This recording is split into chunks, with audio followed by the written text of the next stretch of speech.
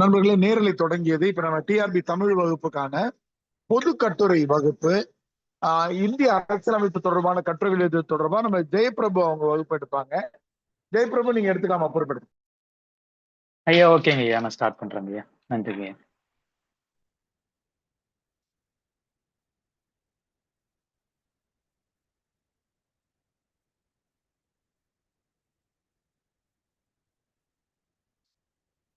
Sir screen தெரியுதுங்களா எல்லாருக்கும்?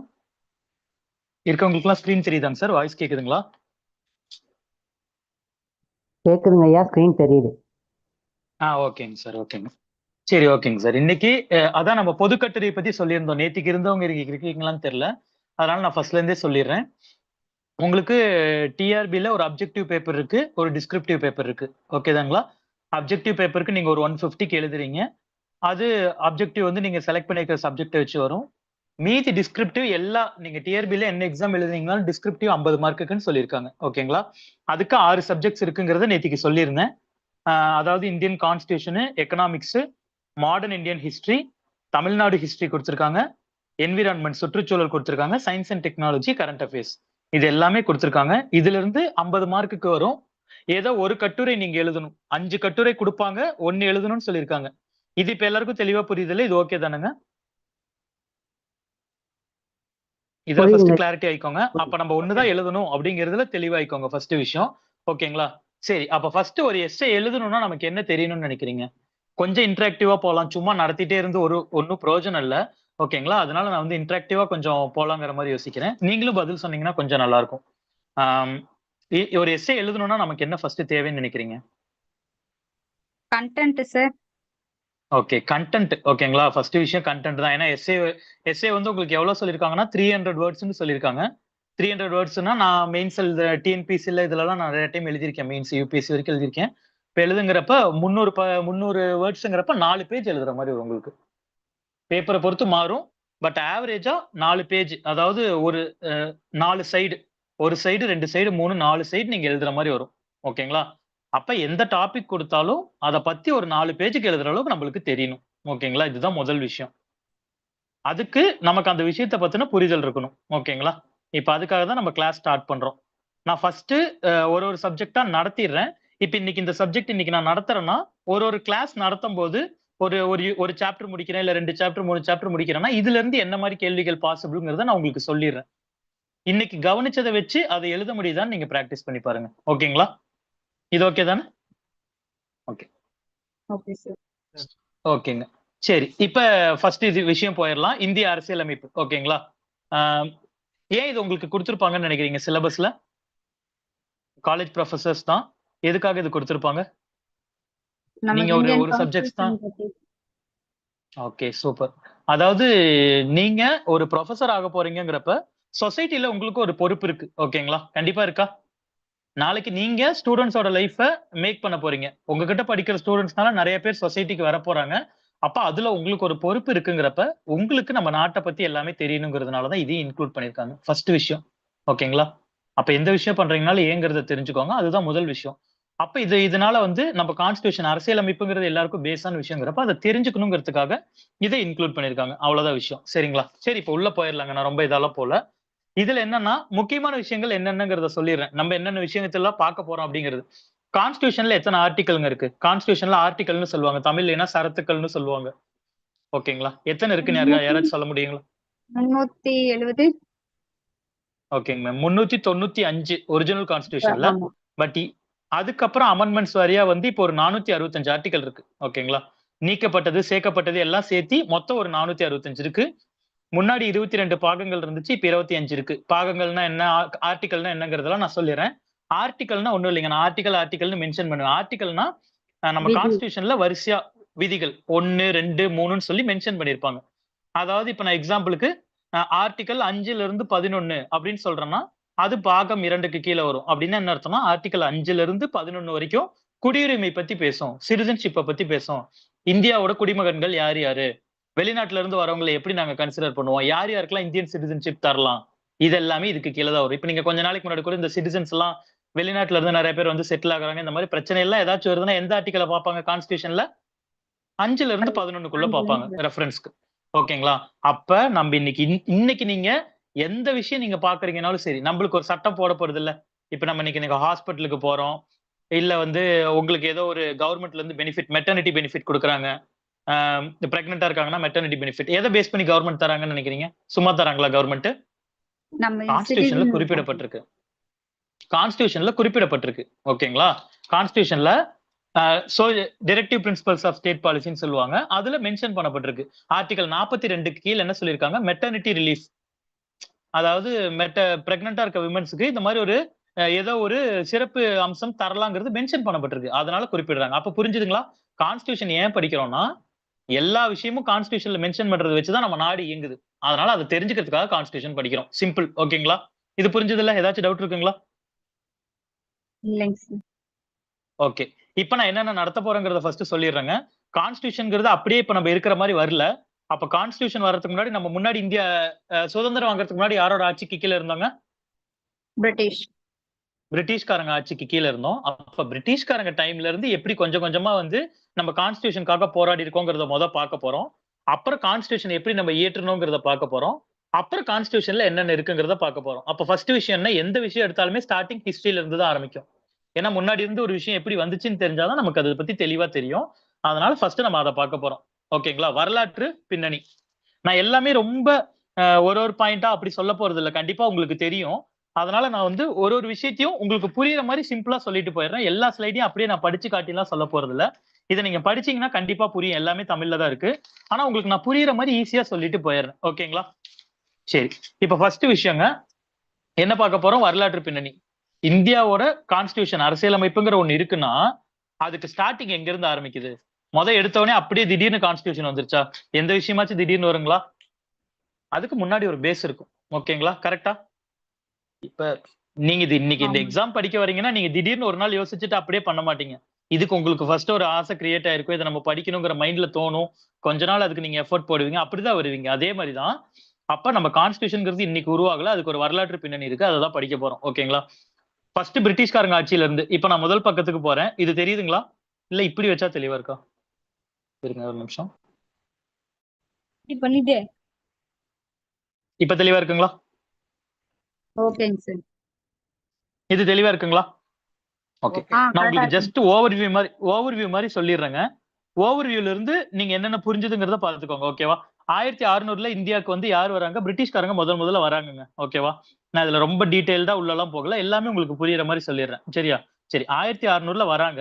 அப்ப அவங்க அந்த காலகட்டத்துல கண்டிப்பா யார்கிட்ட தான் அனுமதி வாங்கிட்டு இருப்பாங்க? அவங்க குயின் கிட்ட.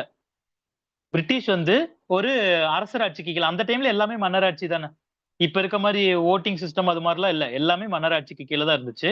அப்ப அவங்க அ அரசிகிட்ட பெர்மிஷன் வாங்கிட்டு பிரிட்டிஷ் இங்க என்னவா வராங்க? ஒரு வணிகர்களா வராங்க.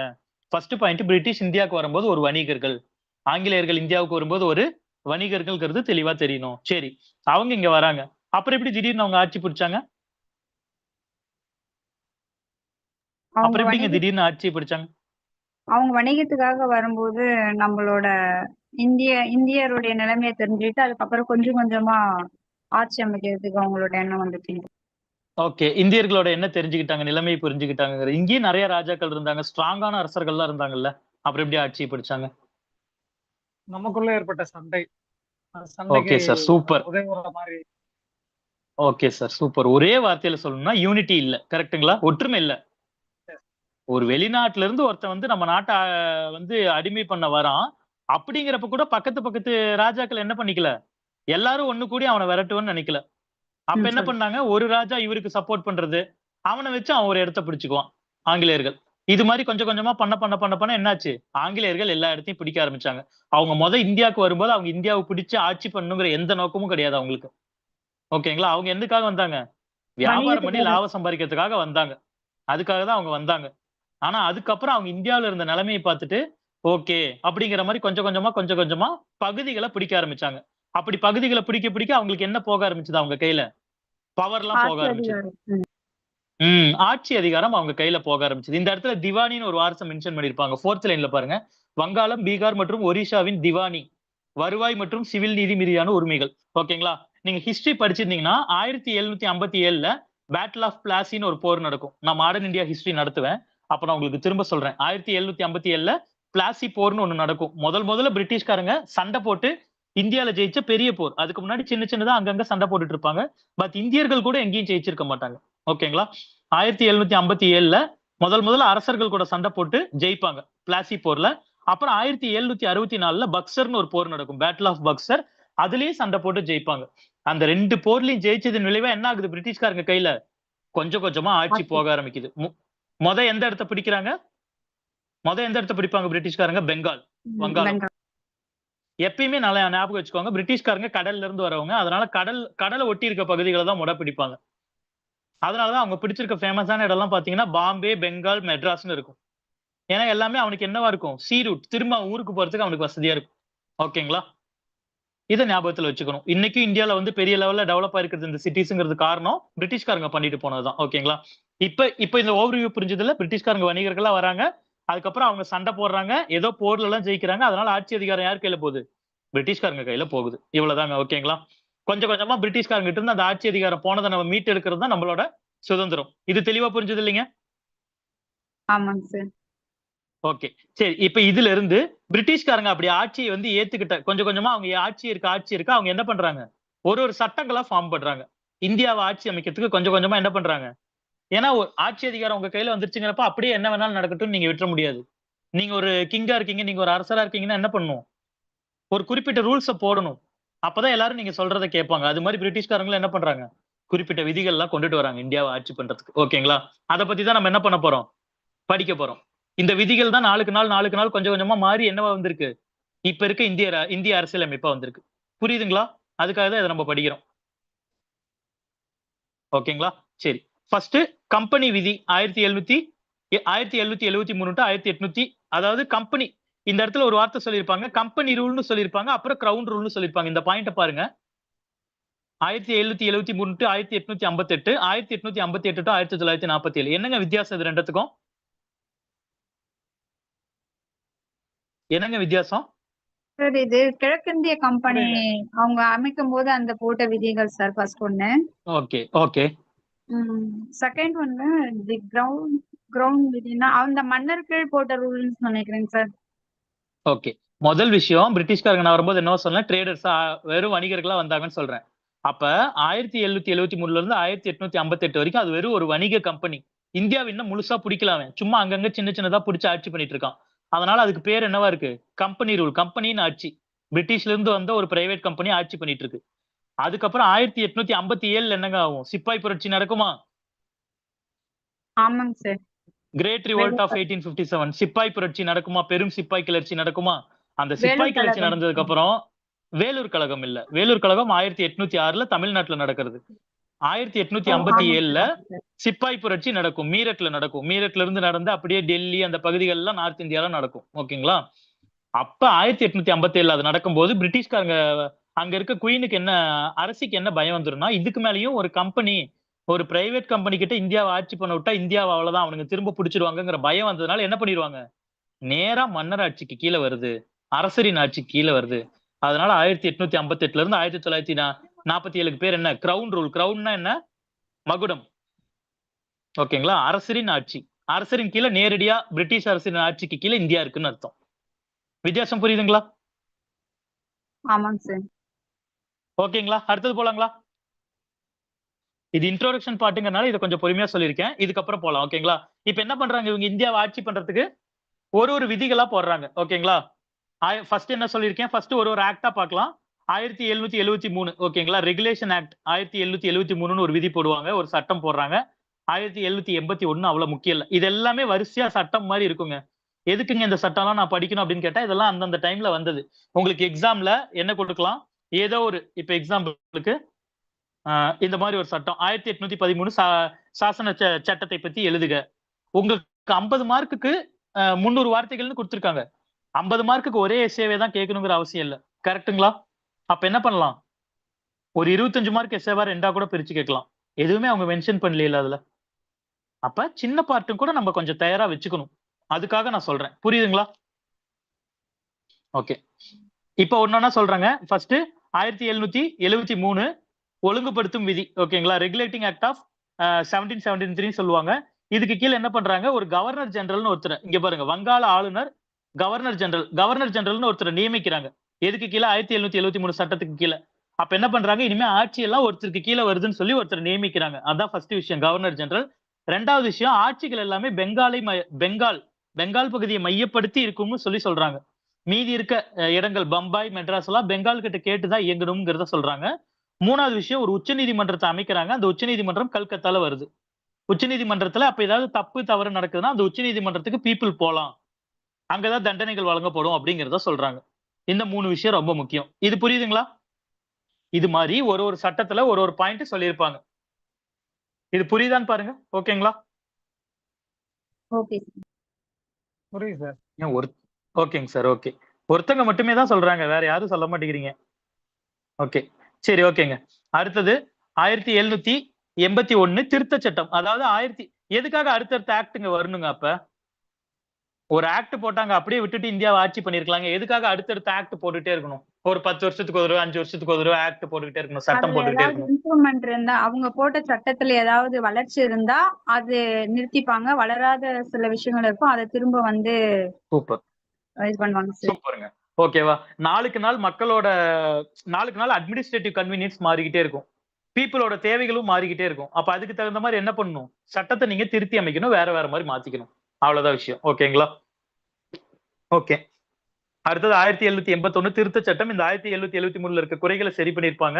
அது மட்டும்தான், பெரிய விஷயங்கள் இல்ல. 1781 பெரிய இம்பார்ட்டன்ட் இல்ல. 1784 பிட்ஸ் இந்தியா சட்டம்னு சொல்லி ஒரு சட்டம் கொண்டுட்டு வருவாங்க. ஓகேங்களா? 2 மட்டும் ஞாபகம் வச்சுக்கோங்க போதும். 81 கூட தேவையில்லை. 1773 ஒரு சட்டம் வருது. 1784 பிட்ஸ் இந்தியா ஆக்ட். ஓகேங்களா? அப்படிங்கிற பிட்ஸ்ங்கிறது ஒரு ஆள். ஓகேவா? அவரோட பேர்ல வந்த சட்டம் பிட்ஸ் இந்தியா ஆக்ட். இதுல என்ன சொல்றாங்க? இது ஒரு முக்கியமான விஷயம் சொல்லுவாங்க. 2வது பாயிண்ட்க்கு பாருங்க. வணிக விவரங்களை நிர்வகிக்க இயக்குநர்கள் நீதிமன்றத்தை அனுமதித்தது. ஆனால் அரசியல் விவரங்களை நிர்வகிக்க கட்டுப்பாட்டு வாரியம் என்ற புதிய அமைப்பை உருவாகுது. இதனால் இரட்டை ஆட்சி முறை நிறுவியது. அதாவது 1784 பிரிட்டிஷ்காரங்க என்ன சொல்றாங்க, கம்பெனிங்கிறது யாருங்க? இந்த கம்பெனிங்கிறது என்னன்னா, பிரிட்டிஷ்ல இருந்து வந்த ஒரு 24 நபர்கள், 24 பிசினஸ்மேன் சேர்ந்து ஆரம்பிச்சதுதான் என்னது? ஈஸ்ட் இந்தியா கம்பெனி, கிழக்கிந்திய கம்பெனி. அந்த 24 பிசினஸ்மேன்ஸ் அவங்க கூட வந்த கொஞ்சம் சோல்ஜர்ஸ் வச்சுதான் இந்தியாவை ஆட்சி பண்ணிட்டு இருந்தாங்க. நம்ம எப்படி இருந்திருக்கோம்னு பாருங்க. ஓகேங்களா? அந்த 24 பிசினஸ்மேன்ஸும் இவங்க என்ன சொல்றாங்க, அதுக்கப்புறம் 1784 பிரிட்டிஷ் அரசு என்ன சொல்றாங்க, குயின் என்ன சொல்றாங்கன்னா, இனிமே நீங்க நிர்வாகம் ரிலேட்டடா பாக்குறத நீங்க பாத்துக்கோங்க, அரசியல் விவரங்களை என்ன பண்ணணும், எங்க கிட்ட தெரிவிக்கணும் அப்படின்னு சொல்றாங்க. அப்ப இரட்டை ஆட்சி முறைன்னு கொண்டுட்டு வராங்க. ஒரு பாதி கண்ட்ரோல் யாருகிட்ட வருது? பிரிட்டிஷ் அரசாங்கத்துக்கிட்ட வருது. ஒரு பாதி கண்ட்ரோல் யாருகிட்ட வருது? கிழக்கிந்திய கம்பெனி கிட்ட இருக்குது. புரியுதுங்களா இந்த பாயிண்ட்? ஆமாங்க சார். ஓகேங்களா? ஏன் இப்படி சொல்றாங்க அப்படின்னா, பொலிட்டிக்கல் கண்ட்ரோல பிரிட்டிஷ்காரங்க வச்சுக்கணும்னு நினைக்கிறாங்க. ஏன்னா அதுக்கப்புறம் சண்டைகள் எல்லாம் போட வேண்டியிருக்கும், இந்தியால நிறைய இடத்த பிடிக்க வேண்டியிருக்கும். அதனால பொலிட்டிக்கல் கண்ட்ரோல நாங்க வச்சுக்கிறோம், நீங்க என்ன இதுக்காக போனீங்க, வியாபாரத்துக்காக போனீங்க, அந்த கண்ட்ரோல நீங்க வச்சுக்கோங்கன்னு சொல்றாங்க. அதுதான் இரட்டை ஆட்சி முறை. அதை இந்த சட்டத்துல சொல்லியிருப்பாங்க 1784. ஃபுல்லா இப்படிதான் இருக்கும்னு நினைச்சுக்காதீங்க, இப்படி இருக்காது. இந்த ஸ்டார்டிங் பாயிண்ட் மட்டும் கொஞ்சம் வெறும் ஆக்ட் இப்படி இருக்க மாதிரி இருக்கும், கொஞ்சம் வெறும் தீரியா இருக்க மாதிரி இருக்கும். அதுக்கப்புறம் நான் கான்ஸ்டிடியூஷனுக்குள்ள போயிட்டேன்னா ரொம்ப ஈஸியா இருக்கும். ஓகேங்களா? சரி. இந்த 1786 சட்டம், 793 சட்டம்லாம் இம்பார்ட்டன்ட் இல்லைங்க. நான் இம்பார்ட்டன்ட் சொல்ற சட்டம் மட்டும் படிச்சீங்கன்னா போதும். இருந்தாலும் ஒரு சில பேர் கேட்பீங்க, அதுக்காக நான் எக்ஸ்ட்ரா கொடுத்திருக்கேன், அவ்வளவுதான். 1813 சட்டம்ங்க. 1813 சட்டம். இப்ப எத்தனைங்க பார்த்திருக்கோம் இது வரைக்கும்? 2 பார்த்தோம் சார். இது 3வது. இம்பார்ட்டன்ட் 1773 ஒண்ணு, 1784 ஒண்ணு பார்த்திருக்கோம். 1813 பட்டய சட்டம் 13 1813. ஓகேங்களா? இது ஒரு முக்கியமான சட்டம். இதுல ஃபர்ஸ்ட் பாயிண்ட் பாத்தீங்கன்னா தெரியும். இதில் இந்தியாவில் நிறுவனத்தின் வர்த்தக ஏகபோதத்தை ஒழித்தது. அதாவது இந்திய வர்த்தகம் அனைத்து பிரிட்டிஷ் வர்த்தகர்களுக்கும் திறக்கப்பட்டது. ஃபர்ஸ்ட் பாயிண்ட் ரொம்ப ரொம்ப முக்கியம். பாத்தீங்களா என்ன சொல்லியிருக்காங்க இந்த இடத்துல? இது வரைக்கும் இந்த 1813க்கு முன்னாடி வரைக்கும் என்னன்னா, பிரிட்டிஷ்ல இருந்து அந்த ஈஸ்ட் இந்தியா கம்பெனி, கிழக்கிந்திய கம்பெனிங்கிற கம்பெனி மட்டும்தான் என்ன பண்ண முடியும், வந்து வியாபாரம் பண்ண முடியும். வேற யாருமே வர முடியாது பிரிட்டிஷ்ல இருந்து வியாபாரம் பண்றதுக்கு. அவங்களுக்கு மட்டும்தான் என்னது, மோனோபோலி. அவங்களுக்கு மட்டும் ஒரு ஏகாதிபத்தியம், அவங்க மட்டும்தான் வந்து பண்ணணுங்கிற மாதிரி இருந்துச்சு. ஆனா 1813 சட்டம் என்ன பண்ணுது முதல் முறையா, இல்ல பிரிட்டிஷ்ல இருந்து யார் வேணாலும் வந்து இந்தியால இனிமே வியாபாரம் பண்ணலாம்னு சொல்லுது. ஃபர்ஸ்ட் பாயிண்ட் ரொம்ப ரொம்ப இம்பார்ட்டன்ட். புரியுதுங்களா? இது ஒரு விஷயம். ரெண்டாவது பாயிண்ட் பாருங்க. கம்பெனியின் பிரதேசங்களில் பிரிட்டிஷ் மகுடத்தின் இறையாண்மையை வலியுறுத்தியது. 2வது பாயிண்ட் ரொம்ப முக்கியம். 2வது பாயிண்ட்ல என்ன சொல்றாங்க பிரிட்டிஷ்காரங்க, இங்க நீங்க பிடிக்கிற இடம் எல்லாம் பிரிட்டிஷ் அரசாங்கத்துக்கு சொந்தமானது, ஒரு பிரைவேட் கம்பெனி உங்களுக்கு சொந்தமானது இல்ல அப்படிங்கிறத சொல்றாங்க. மூணாவது விஷயம் என்ன சொல்றாங்க? கிறிஸ்டியன் மிஷனரிஸ் இங்க வரலாம் அப்படிங்கிறத சொல்றாங்க. கிறிஸ்டியன் மிஷனரிஸ் இந்த ஆக்டுக்கு அப்புறம் தான் இந்தியால நிறைய வர ஆரம்பிப்பாங்க கிறிஸ்துவத்தை பரப்பதற்காக. ஓகேங்களா? நாலாவது விஷயம் ரொம்ப ரொம்ப முக்கியம். இதுல தெளிவா மென்ஷன் பண்ணல. மேற்கத்திய கல்வியை மக்களிடம் பரவ செய்தது. ஓகேவா? அப்படிங்கறத மட்டும் கொடுத்திருக்காங்க. முதல்ல பிரிட்டிஷ்காரங்க இந்தியால எஜுகேஷன் பரவணும், கல்வி அறிவை மக்கள் கிட்ட கொண்டுட்டு போகணுங்கிறதுக்காக 1,00,000 ரூபாய் கொடுப்பாங்க. அது இந்த சட்டத்துக்கு கீழே தான் வரும். ஓகேங்களா? எக்ஸாம்ல உங்களுக்கு வேற எதுலயாச்சும் கூட கேட்கலாம். வேற யாராச்சும் இது ரிலேட்டடா சூஸ் பண்ணி படிக்கிறீங்கன்னா சொல்றேன். இந்தியால ஃபர்ஸ்ட் பிரிட்டிஷ்காரங்க வந்ததுக்கு அப்புறம் எந்த பட்டய சட்டத்துக்கு கீழே, எந்த சாசன சட்டத்துக்கு கீழே வந்து எஜுகேஷன் வந்துச்சு அப்படின்னு கேட்டாங்கன்னா 1813 1813 சார்ட்டர் ஆக்ட் சாசன சட்டத்துக்கு கீழே இந்தியால எஜுகேஷன் வந்துச்சுங்கிறது நம்மளுக்கு தெளிவா தெரியும். ஓகேங்களா? இந்த முதல் 4 பாயிண்ட் ரொம்ப முக்கியம். புரிஞ்சுதுங்களா? முன்ன இருந்ததுக்கு இதுக்கு வித்தியாசம்? ஆமாங்க சார், புரியுதுங்க சார். இத கதை மாதிரி ஞாபகத்துல வச்சுக்கிட்டீங்கன்னா போதும். இதுக்கு முன்னாடி வரைக்கும் பிரிட்டிஷ்காரங்க ஈஸ்ட் இந்தியா கம்பெனி மட்டும் தான் ஆட்சி பண்ணா, இனிமே அவன் மட்டும் பண்ணக்கூடாது, எல்லாரும் பண்ணலாம். இது முதல் பாயிண்ட். ரெண்டாவது விஷயம், நீ இவ்வளவு நாள் பிடிச்சிருக்க பகுதி எல்லாம் என்னோடதுப்பா, பிரிட்டிஷ்காரங்களுக்கு தான் சொந்தம், கவர்மெண்ட்டுக்கு தான் சொந்தம்னு சொல்லி அரசாங்கம் சொல்லுது. மூணாவது விஷயம், கிறிஸ்டியன் மிஷனரிஸ் வரலாம்னு சொல்லுது. நாலாவது விஷயம், எஜுகேஷன் வரலாம்னு சொல்லுது. ஓகேங்களா? இதெல்லாம் இந்த பாயிண்ட் மட்டும் ஞாபகம் வச்சீங்கன்னா எஸ்ஏல உங்களுக்கு எழுதும் போது யூஸா இருக்கும். ஓகேங்களா? சரி. அடுத்தது 1833 சாசன சட்டம். கொஞ்சம் வேகமா தான் நடத்துறேன். ஏன்னா நம்மளுக்கு டைம் டிசம்பர் 20ன்னு சொல்லியிருக்கிறதுனால கொஞ்சம் வந்து இது மாதிரி கொஞ்சம் வேகமா நடத்திட்டு இருக்கேன். சப்போஸ் டிசம்பர் 20 இல்ல, தள்ளி போகுது அப்படிங்கிற பட்சத்துல நான் ரொம்ப டீடைல்டா பொறுமையா நடத்த முடியும். எவ்வளவு வேணாலும் நான் நடத்துவேன். ஓகேங்களா? சரி. இப்போதைக்கு நான் உங்களுக்கு எது இம்பார்ட்டன்டோ அது எல்லாத்தையும் உங்களுக்கு தெரிய வச்சிடணும். ஒரு எஸ்ஏ கேட்டா எழுத வைக்கணுங்கிற நோக்கத்துல மட்டும் தான் நடத்துறேன். ஓகேங்களா? சரி. அடுத்தது 1833 சாசன சட்டம். ஓகேங்களா? எதுக்கு இந்த சட்டம் போடுறாங்க அப்படின்னா, இந்த இடத்துல ஃபர்ஸ்ட் பாயிண்ட் பாருங்க, ரொம்ப முக்கியமான ஒரு வார்த்தை சொல்லியிருப்பாங்க. இது வங்காளத்தின் கவர்னர் ஜெனரலை இந்தியாவின் கவர்னர் ஜெனரலாக ஆக்கியது மற்றும் அனைத்து சிவில் மற்றும் ராணுவ அதிகாரிகளும் அவருக்கு வழங்கியது. அப்படின்னா என்னன்னா, இவ்வளவு நாள் இந்தியாவுக்கு கவர்னர் ஜெனரல்னு ஒருத்தர் இருந்திருப்பாரு. அவர் என்னன்னு சொல்லியிருப்பாங்கன்னா, பெங்காலின் கவர்னர் ஜெனரல். ஏன்னா வங்காளத்தை சுத்தி மட்டுமே இந்தியா ஆட்சி பண்ணிட்டு இருந்திருக்கும். இப்ப 1833ங்கிறப்ப பிரிட்டிஷ்காரங்க வந்து எத்தனை வருஷம் ஆச்சு போர் புரிஞ்சு? ஃபர்ஸ்ட் 1757 ஆட்சி, இது பேட்டில் ஆஃப் பிளாசின்னு சொன்னாங்களா, பிளாசி போர் நடந்துச்சுன்னு. இப்ப அதுக்கப்புறம் பாருங்க, ஒரு 70 வருஷம் ஆயிடுச்சா? ஒரு 70 வருஷத்துல பிரிட்டிஷ்காரன் கிட்டத்தட்ட இந்தியால இருக்க எல்லா இடத்தையும் பிடிச்சிட்டான்னு அர்த்தம். அதனாலதான் இந்த இடத்துல அவன் பேர் என்னன்னு மாத்திக்கிறான், வங்காளத்தின் கவர்னர் ஜெனரல் இருந்து இந்தியாவின் கவர்னர் ஜெனரல்னு மாத்திக்கிறான். ஏன் இந்தியாவின் கவர்னர் ஜெனரல் இப்ப மாத்துறான்? ஏன்னா இப்ப அவன் இந்தியாவை ஃபுல்லா பிடிச்சிட்டான். முன்னாடி இருந்தவன் வங்காளத்தை சுத்தி மட்டும் ஆட்சி பண்ணிட்டு இருந்தான். அப்ப பிரிட்டிஷ்காரன் அவ்வளவுதான் பிடிச்சிருந்தான். ஆனா இப்ப எவ்வளவு பிடிச்சிருக்கான்? இந்தியாவை ஃபுல்லா சுத்தி பிடிச்சிருக்கான். புரியுதுங்களா? அதனால பேர் என்ன பண்றாங்க, இந்தியாவின் கவர்னர் ஜெனரல்னு மாத்திக்கிறாங்க. அப்படி வந்த முதல் கவர்னர் ஜெனரல் யாரு? இந்தியாவின் who was the first India's governor general அப்படின்னு நீங்க தெரிஞ்சுக்கணும்னா ஃபர்ஸ்ட் யாரு? William Bentinck.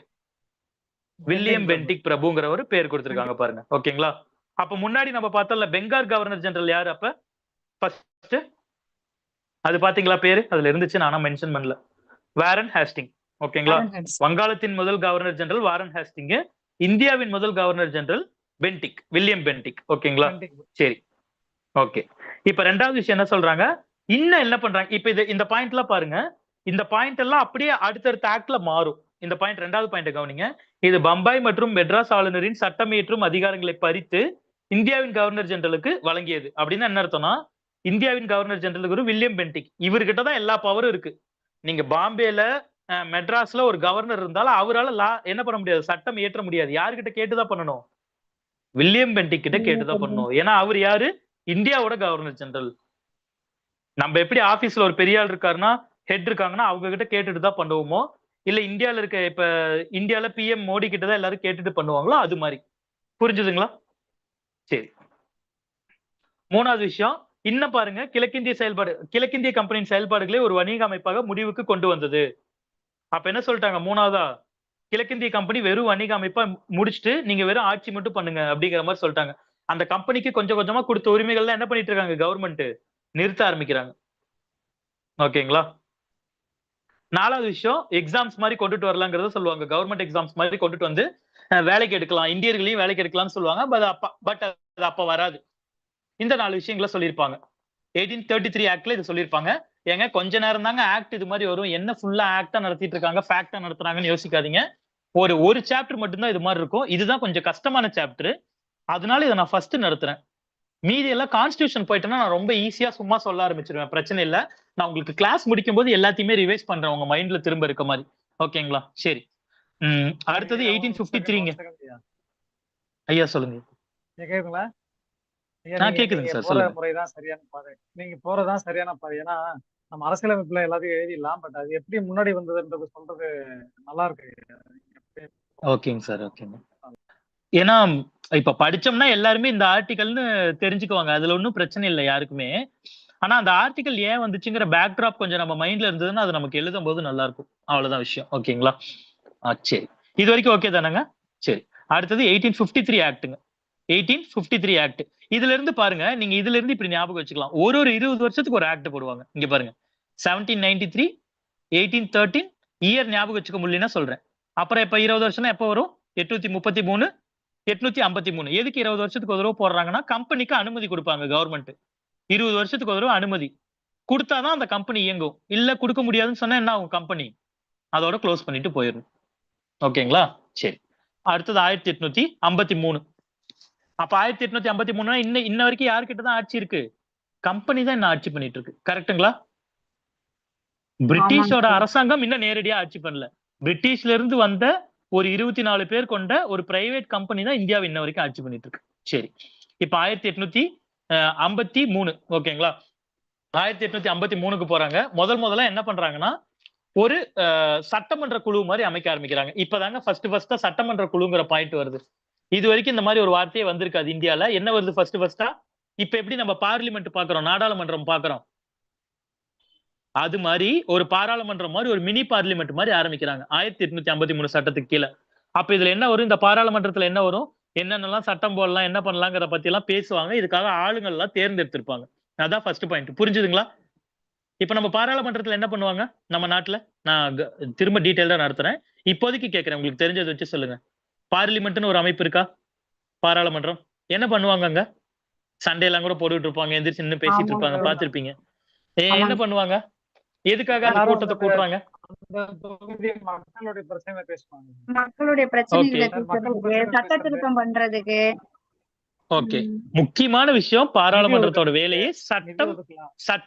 Okay sir, super. சட்டம் இயற்றுதல், ஒரு லாவை மேக் பண்றது. இன்னைக்கு நீங்க வந்து ரோட்ல போறீங்க, சிக்னலை வயலேட் பண்ணா நம்மளுக்கு ஃபைன் போடுறாங்களா? எதை வச்சு போடுறாங்க? Motor constitution vehicles ready act படி பண்றேன்னு போடுறாங்களா? மோட்டார் ஆமாங்க சார். வெஹிக்கிள்ஸ் ஆக்ட் படி உங்களுக்கு ஃபைன் போடுறாங்களா? அந்த மோட்டார் ஆமாங்க. வெஹிக்கிள்ஸ் ஆக்டை யார் கொண்டு வந்தா? பார்லிமெண்ட் தான் கொண்டு வரும். அப்ப இன்னைக்கு இருக்க எல்லா லாவும் பார்லிமெண்ட், அதே மாதிரி நம்ம தமிழ்நாடு கவர்மெண்ட் சட்டமன்றத்துல கொண்டுட்டு வருவாங்க. ஸ்டேட் லெவல்னா தமிழ்நாடு கவர்மெண்ட், சென்ட்ரல் கவர்மெண்ட்ல இந்தியா ஃபுல்லானா யார் கொண்டு வருவா? பாராளுமன்றம் கொண்டுட்டு வரும். ஓகேங்களா? இத பத்தி நான் டீடைல்டா சொல்றேன். இப்போதைக்கு புரிஞ்சுக்கோங்க. இப்ப இருக்க பேஸ் எங்க இருந்து தான் வந்திருக்கு? 1853 ஆக்ட்ல இருந்து தான் வந்திருக்கு. புரிஞ்சுதுங்களா? இந்தியாவோட ஃபர்ஸ்ட் பார்லிமெண்ட் ஸ்ட்ரக்சர் பிரிட்டிஷ்காரங்க டைம்ல கொண்டுட்டு வந்தது எப்ப? 1853 ஆக்ட் படி. ஓகேங்களா? ரெண்டாவது விஷயம் என்ன கொண்டுட்டு வராங்க 1853 சட்டத்துல? கவர்மெண்ட் எக்ஸாம்ஸ் எழுதி இந்தியர்களும் உள்ள போலான்னு சொல்லி கொண்டுட்டு வராங்க. அது முக்கியமான பாயிண்ட். ஓகேங்களா? இத பேஸ் பண்ணி தான் வந்து சுபாஷ் சந்திர போஸ் எல்லாம் எக்ஸாம் எழுதி போவார். சுபாஷ் சந்திர போஸ், சத்யேந்திரநாத் தாகூர் அவங்க எல்லாம் இருப்பாங்க. ஓகேங்களா? அவங்க எல்லாம் வந்து எக்ஸாம்ஸ் எழுதி போவாங்க. அதாவது இந்தியர்களும் பிரிட்டிஷ்ல இனிமே வேலைக்கு சேரலாம். ஆனா எக்ஸாம்ஸ் எல்லாம் எங்க நடக்கும்னா இங்கிலாந்துல தான் நடக்கும். இந்தியாக்காரங்க எப்படியாச்சும் சேர்ந்துடக்கூடாதுங்கிறதுக்காக என்ன பண்ணுவாங்க? எக்ஸாம்ஸ லண்டன்ல வைப்பாங்க. யார் போய் எழுதிட்டு வருவா லண்டன்ல? நம்ம ஆளுகளுக்கு போறதுக்கே காசு இருக்காது. அதனால கம்மியான பேர் தான் போவாங்க. ஓகேங்களா? இது ரெண்டாவது விஷயம். ரெண்டாவது முக்கியமான விஷயம் இது மென்ஷன் பண்ணியிருந்தாங்க. சரிங்களா? மூணாவது முக்கியமான விஷயம் இங்க பாருங்க. மூணாவது முக்கியமான விஷயம், கம்பெனியின் ஆட்சி இந்தியாவில் இருக்கும். ஆனா அடுத்த எத்தனை வருஷம் தெரியாதுன்னு சொல்லி ஒரு வார்த்தை மென்ஷன் பண்ணியிருப்பாங்க.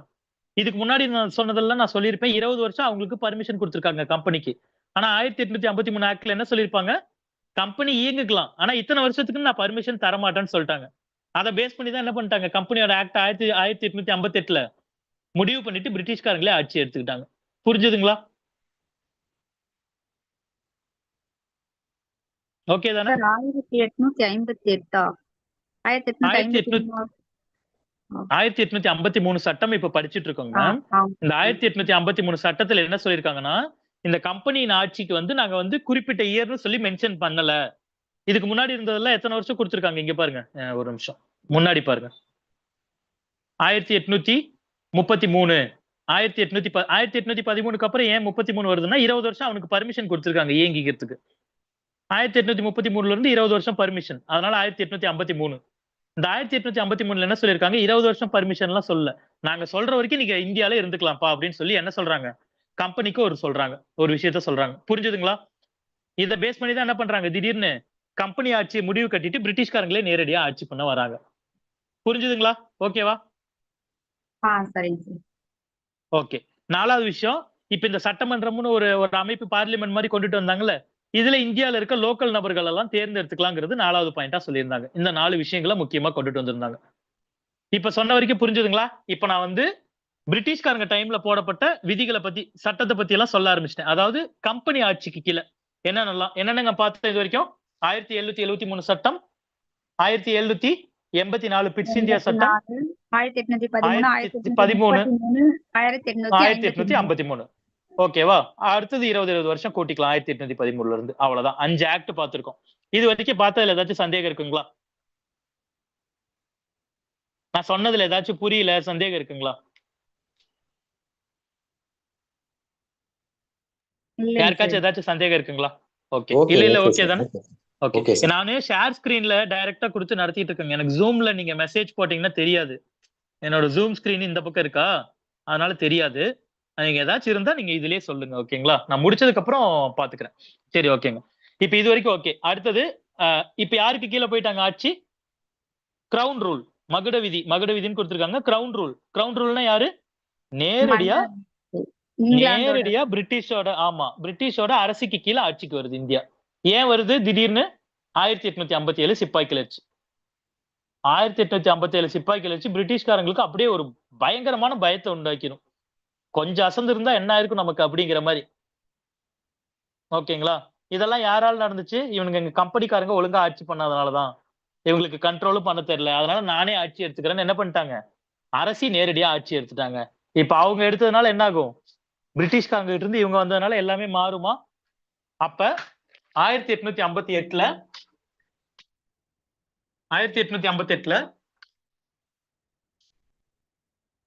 பிரிட்டிஷ்காரங்களோட ஆட்சி நேரடியா வந்துரும். ஓகேங்களா?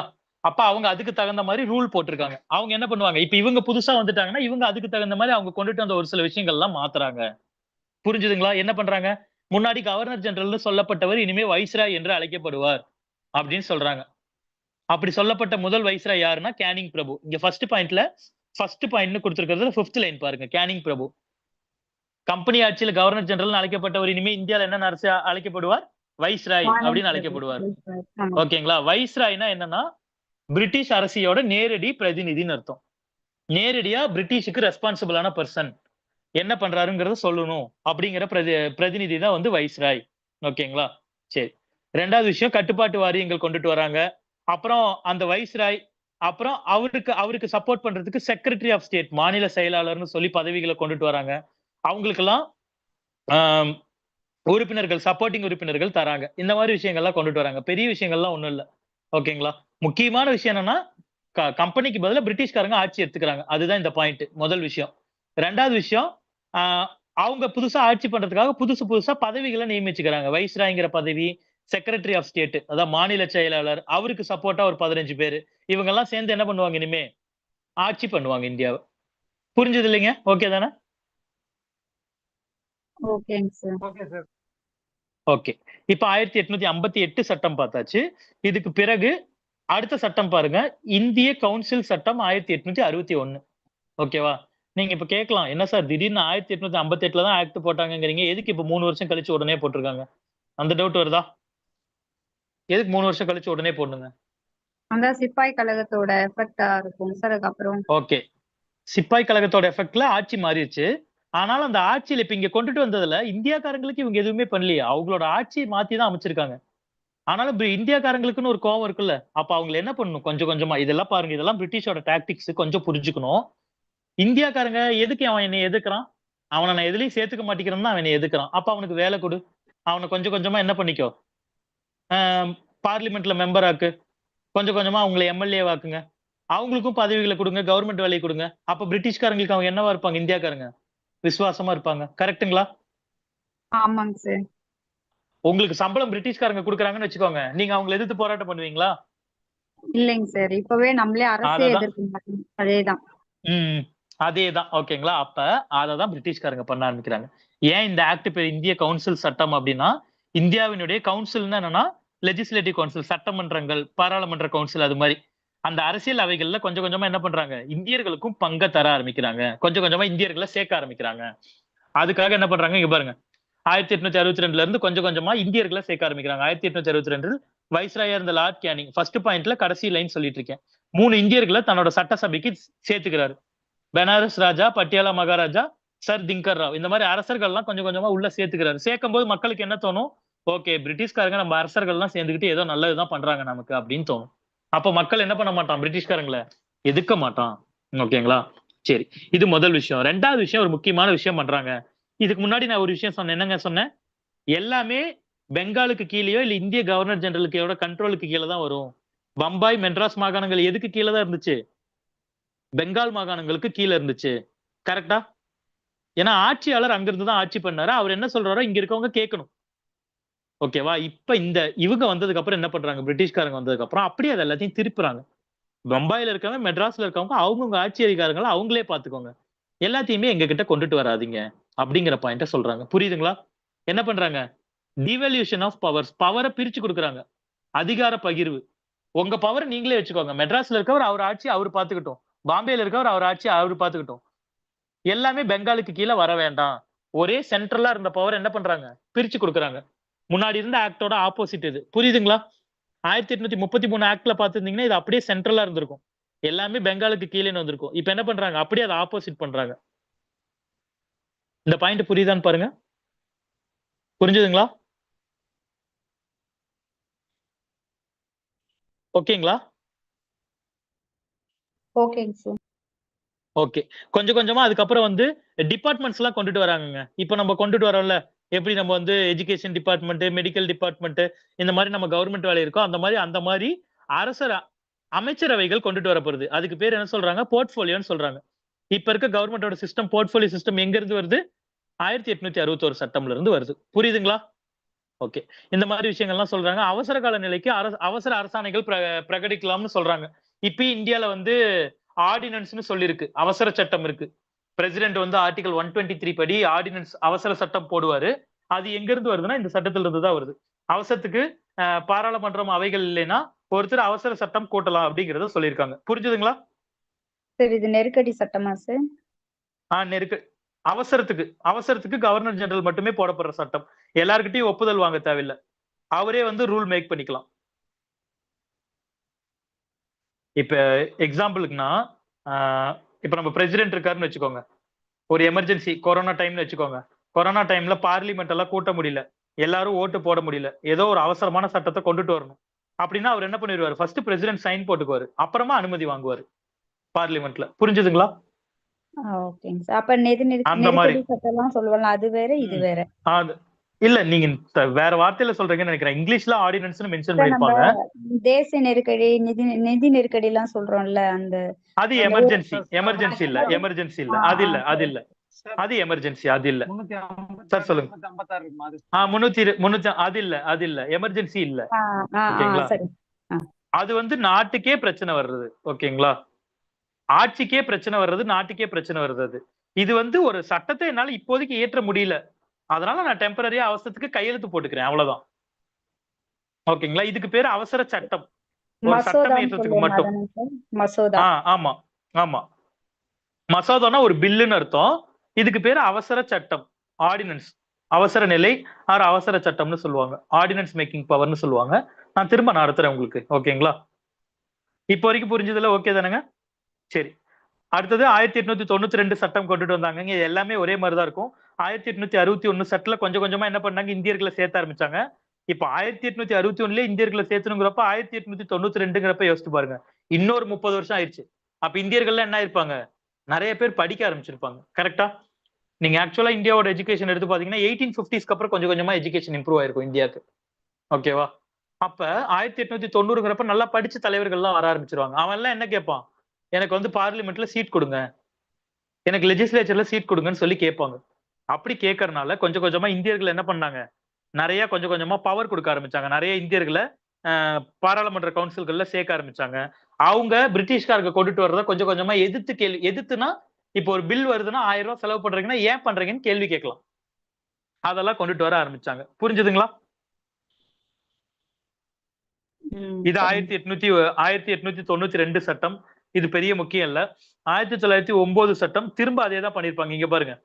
மத்திய மற்றும் மாகாண சட்டமன்ற மத்திய சட்டசபை உறுப்பினர்களின் எண்ணிக்கையை 16லிருந்து 60ஆக உயர்த்தப்பட்டது.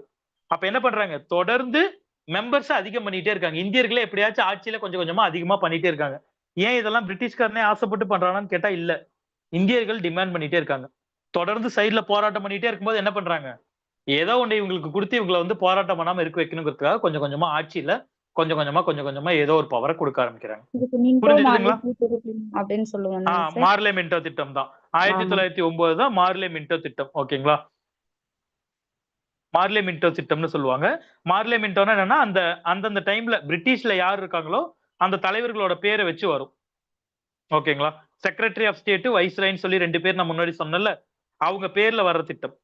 யார் இருந்தாங்களோ அந்த திட்டத்துக்கு பேர் வரும். 1909 சட்டத்துக்கு பேரு மார்லே மின்டோ திட்டம். Morley Minto act. புரிஞ்சுதுங்களா? இது ஓகே தானே?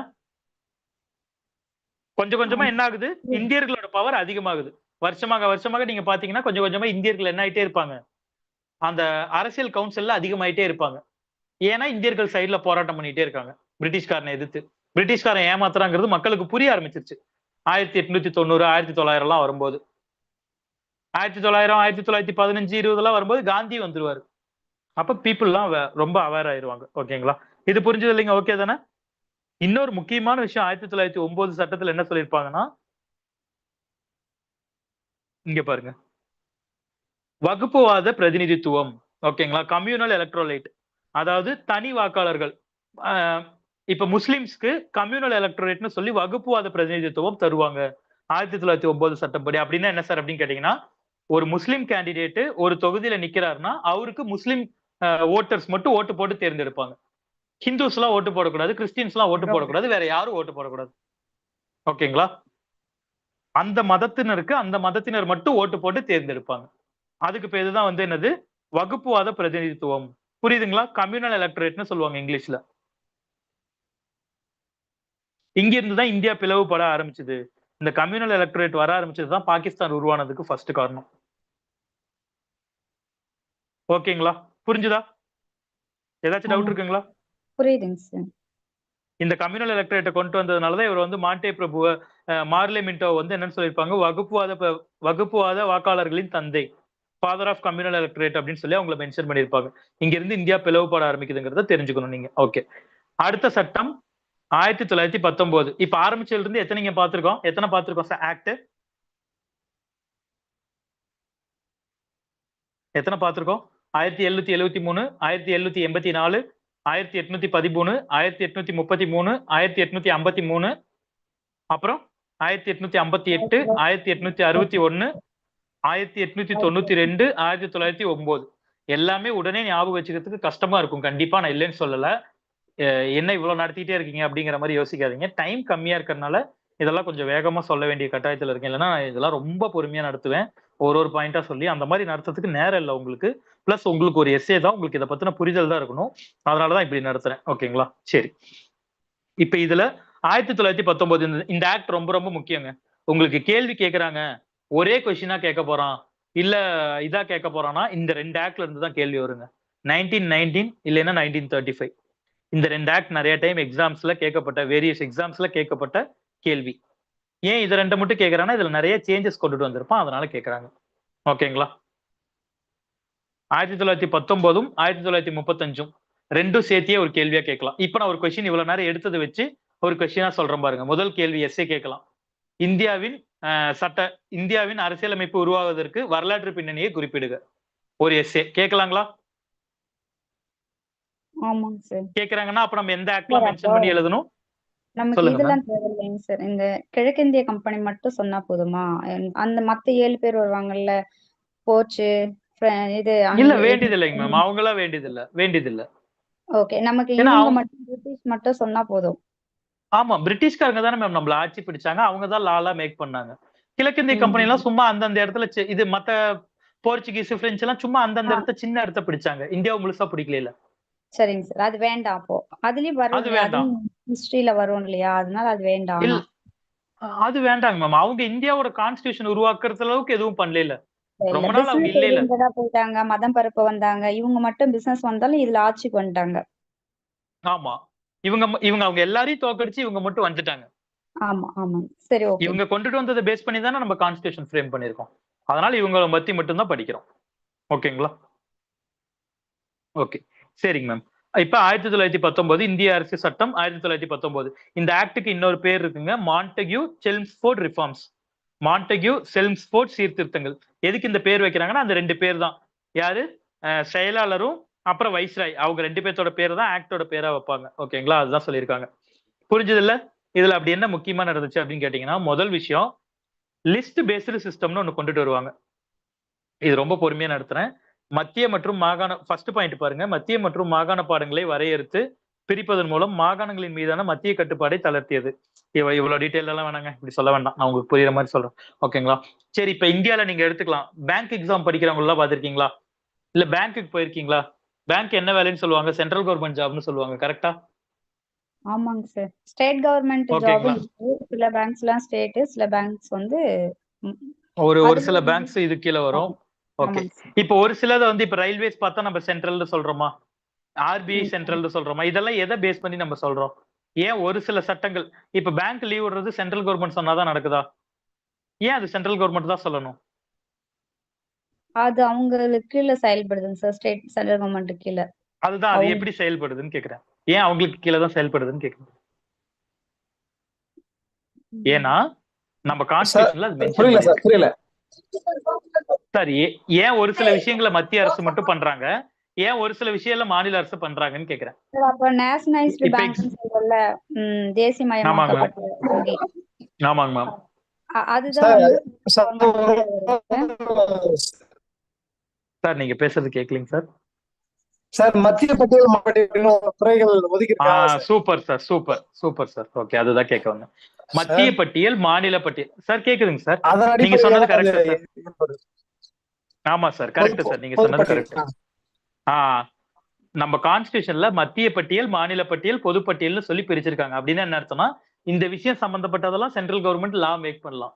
இந்த விஷயம் சம்பந்தப்பட்டதெல்லாம் ஸ்டேட் கவர்மெண்ட் லா மேக் பண்ணலாம். இப்ப போலீஸ் நீங்க பாத்திருக்கீங்களா? ஒரு ஊருக்கு வேற வேற ட்ரெஸ் போட்டிருக்காங்களா? ஆமாங்க சார். அது அவங்கவங்கள வேற ஸ்டேட். வேற மாதிரி சம்பளமா இருந்தா, ஏன்னா அது ஸ்டேட்டுக்கு கீழ வரும்னு கான்ஸ்டிடியூஷன்ல மென்ஷன் பண்ணப்பட்டிருக்கு. ஓகேங்களா? இந்த மாதிரி ஒன்னொன்னும் எந்தெந்த லிஸ்ட்ல மென்ஷன் பண்ணிருக்கோ அந்த அரசாங்கம் பார்க்கும். State list, union list, central government list, concurrent list, 2 பேரும் சேர்ந்து ஒரு சில விஷயங்களை பார்க்கலாம். இப்படின்னு மென்ஷன் பண்ணிருக்காங்க. இந்த கான்ஸ்டிடியூஷன்ல இப்ப நம்ம கான்ஸ்டிடியூஷன்ல மென்ஷன் பண்ணப்பட்டது எங்க இருந்து வந்துச்சுன்னா இந்த 1919 சட்டத்துல இருந்து தான் வந்துச்சு. அதான் ஃபர்ஸ்ட் பாயிண்ட். முதல் முறையா என்ன சொல்றாங்க? பிரிச்சுக்கிறாங்க. மத்திய அரசுக்கு இவ்வளோ, மாகாண அரசுகளுக்கு இவ்வளோ. இப்ப மெட்ராஸ், பாம்பே இந்த மாதிரி மாகாண அரசுகள் இருக்குன்னா அவங்க ஒரு சில விஷயங்களை பண்ணலாம். சென்ட்ரல் கவர்மெண்ட்ல மத்திய அரசு இருக்குன்னா அவங்க ஒரு சில விஷயங்களை பண்ணலாம்னு சொல்லி முதல் முறையா என்ன பண்றாங்க? லிஸ்ட் வாரியா, பட்டியல் வாரியா ஒரு சில விஷயங்களை பண்ணலாம்னு சொல்லி கொண்டுட்டு வராங்க. அதுதான் முதல் பாயிண்ட். புரிஞ்சுதுங்களா? இப்ப இந்தியால இருக்க பிரசன்ட் சிஸ்டம் எங்க இருந்து வந்துச்சு? 1919 சட்டத்துல இருந்து வந்துச்சு. ஓகேங்களா? சரி, இன்னொரு விஷயம். ஒரு சில இந்த 2வது பாயிண்ட், 2 மாகாண பாடங்களை 2 பகுதிகளாக பிரிச்சுக்கிட்டாங்க. என்ன பண்ணுவாங்கன்னா, ஒரு சில விஷயங்களை இப்ப நம்ம இந்தியால நீங்க தமிழ்நாட்டிலே எடுத்துக்கோங்க. ஆட்சி யார் ஆட்சி பண்றா? CM. State government CM. Okay, CM இருக்காங்க. சிஎம் கூட மினிஸ்டர்ஸ் இருப்பாங்க, பாத்திருப்பீங்க. கவர்னரும் இருக்காரா? கரெக்டா?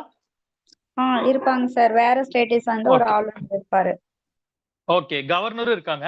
இப்ப யார ஆட்சி பண்றா? கவர்னரா, சிஎம்மா? சிஎம் தான் சார். 2 பேருமே பண்ணுவாங்க. ஓகேங்களா? எல்லா கையெழுத்தும் கவர்னர் தான் போடுவாரு. முக்கியமான கையெழுத்தும் தமிழ்நாட்டிலயும் சரி, இந்தியாலயும் பிரசிடென்ட் தான் போடுவாரு. பிரைம் மினிஸ்டர் போட மாட்டாரு. ஓகேங்களா? இத நான் ஏங்கிறத சொல்றேன்.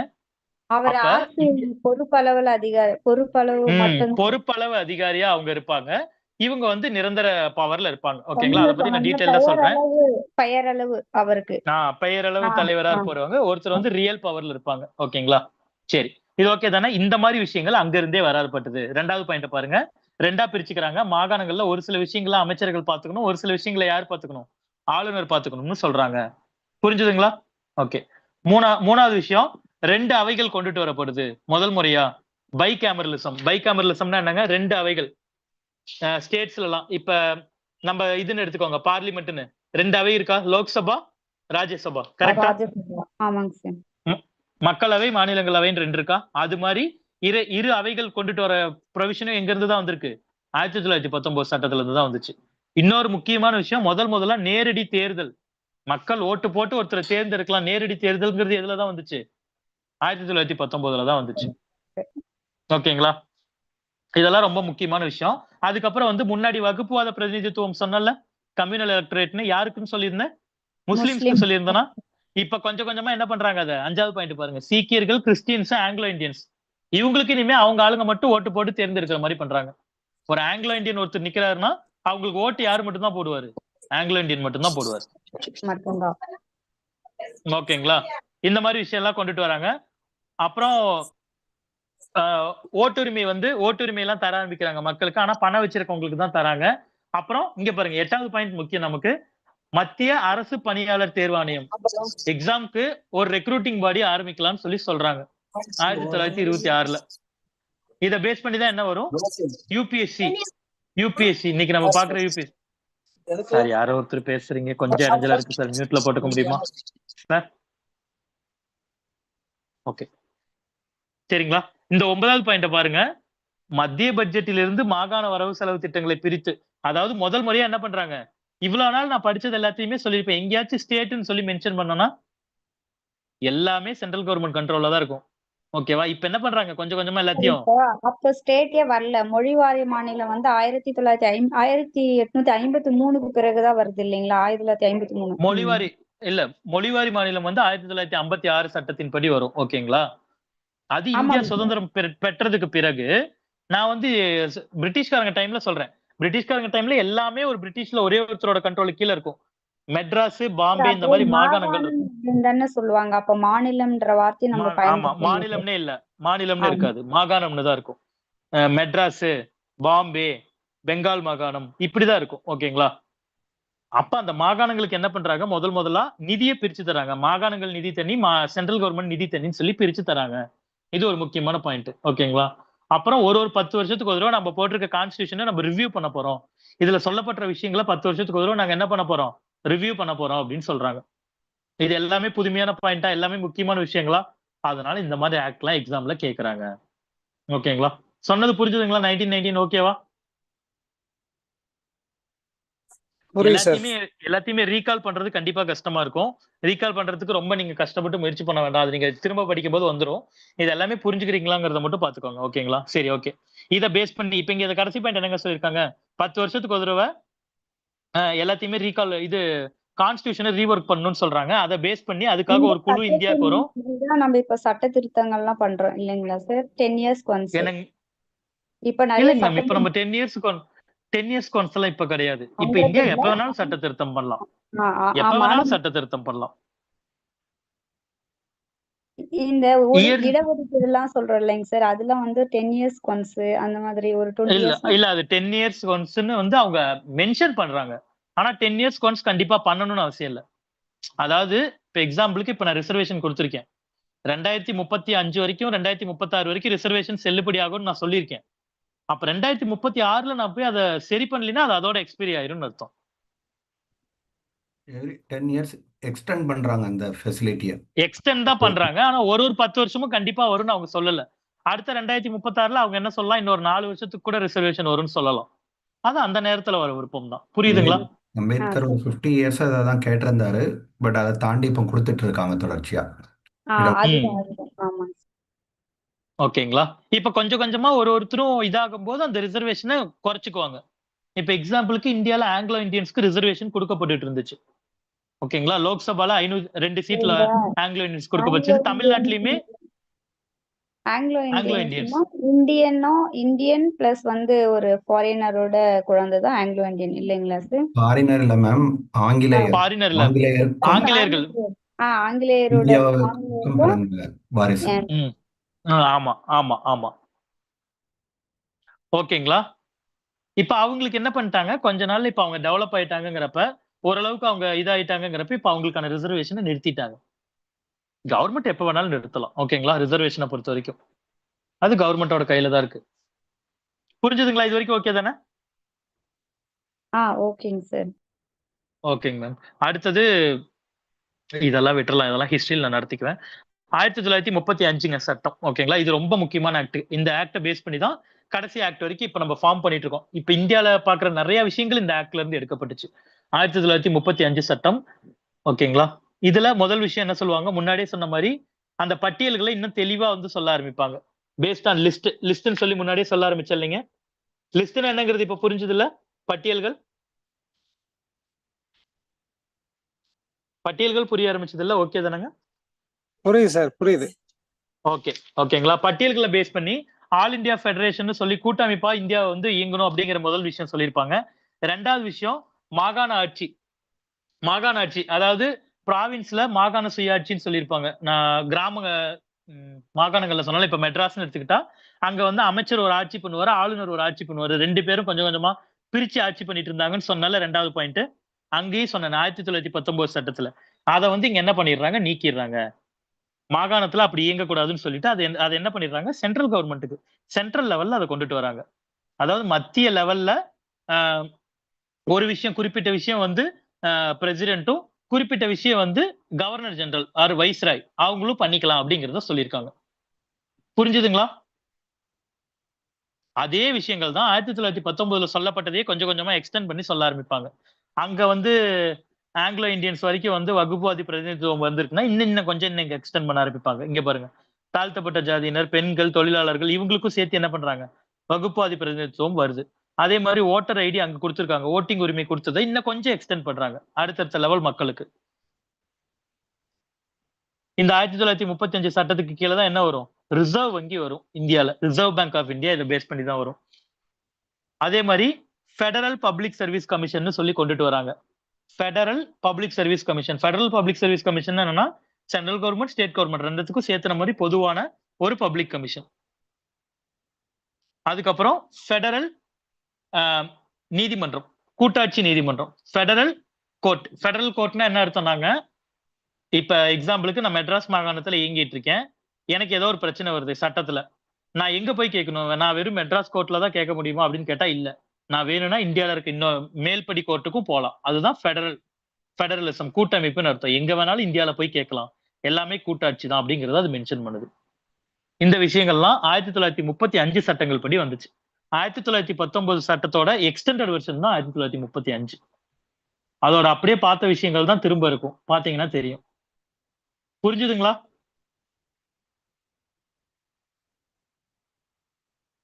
ஓகேங்களா?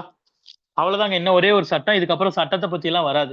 இந்த ஹிஸ்டாரிக்கல் பேஸ்லாம் வராது. இதுக்கப்புறம் நம்ம கான்ஸ்டிடியூஷன்க்குள்ள போயிருவோம். கான்ஸ்டிடியூஷன் ரொம்ப ஈஸியா தான் இருக்கும். நெறைய ஞாபகம் வச்சுக்கிற மாரிலாம் இருக்காது.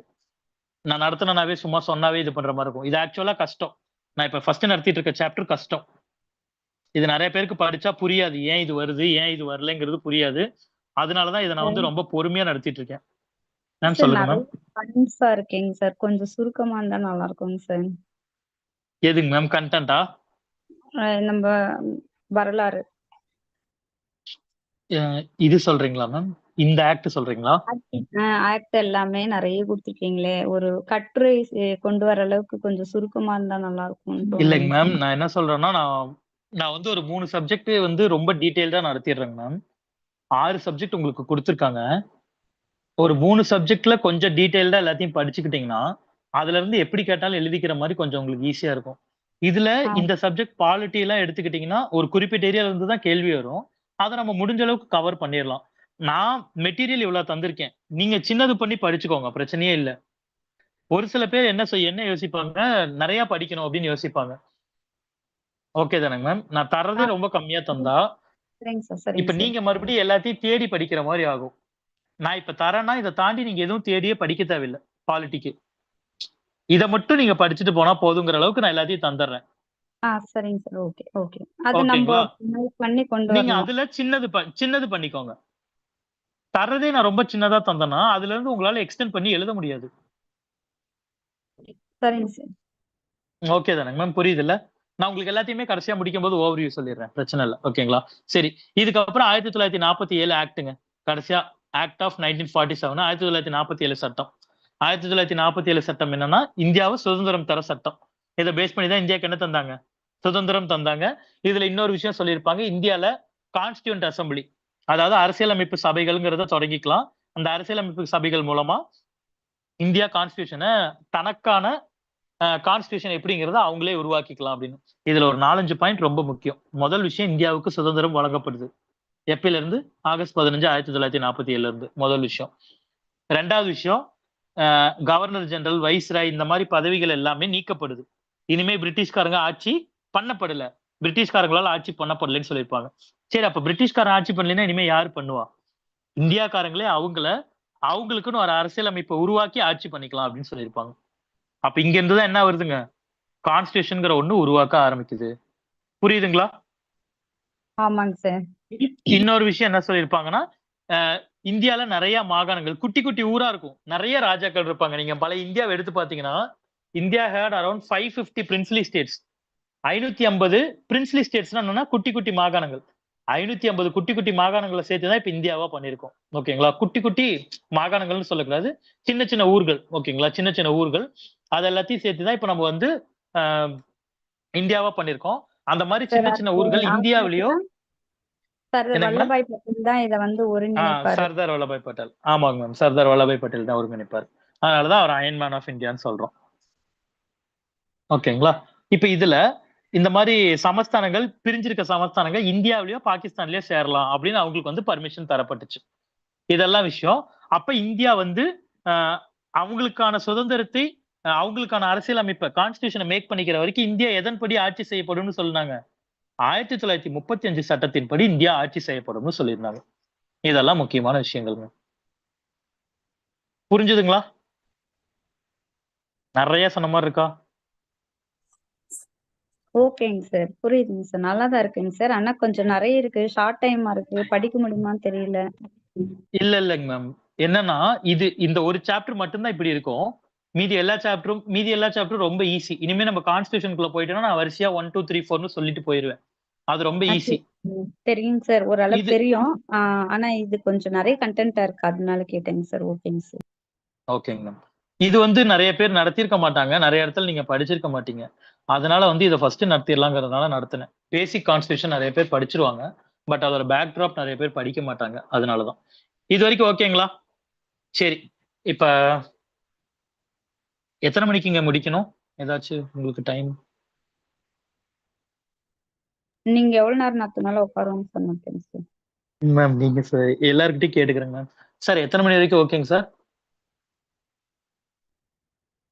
மெசேஜ் போடுறாங்களா சாரு? 8:45 சொன்னாங்க சார். Sir 8:45, 9:15 sir. 1.5 மணி நேரம் சார். 7:45, 9:15 வரைக்கும் சொன்னாரு நேத்து என்கிட்ட. அது வரைக்கும் ஓகே தானே? 9:15 வரைக்கும் ஓகே தானே உங்களுக்கு? Okay sir. Okay sir. நீங்க 11 மணி கூட நடத்துங்க சார், நான் கேட்டிருக்கேன் sir. Sir okay sir, thank you sir. சரி, ஓகேங்க. டைம் கம்மியா இருக்கிறதுனாலதான், வேற ஒண்ணும் இல்ல. இது வரைக்கும் ஓகே தானே? சரி, ஓகேங்க. ரெண்டாவது விஷயம், இப்ப நம்ம அரசியலமைப்புக்கு உள்ள போறோம். இதை நான் ரொம்ப டீட்டெயிலெல்லாம் போல. இப்ப என்ன ஆயிடுச்சு, பிரிட்டிஷ்காரன் இந்தியா விட்டு போறான். ஓகேங்களா? பிரிட்டிஷ்காரன் இந்தியா விட்டு போறான். அவன் என்ன சொல்லிட்டு போறான்?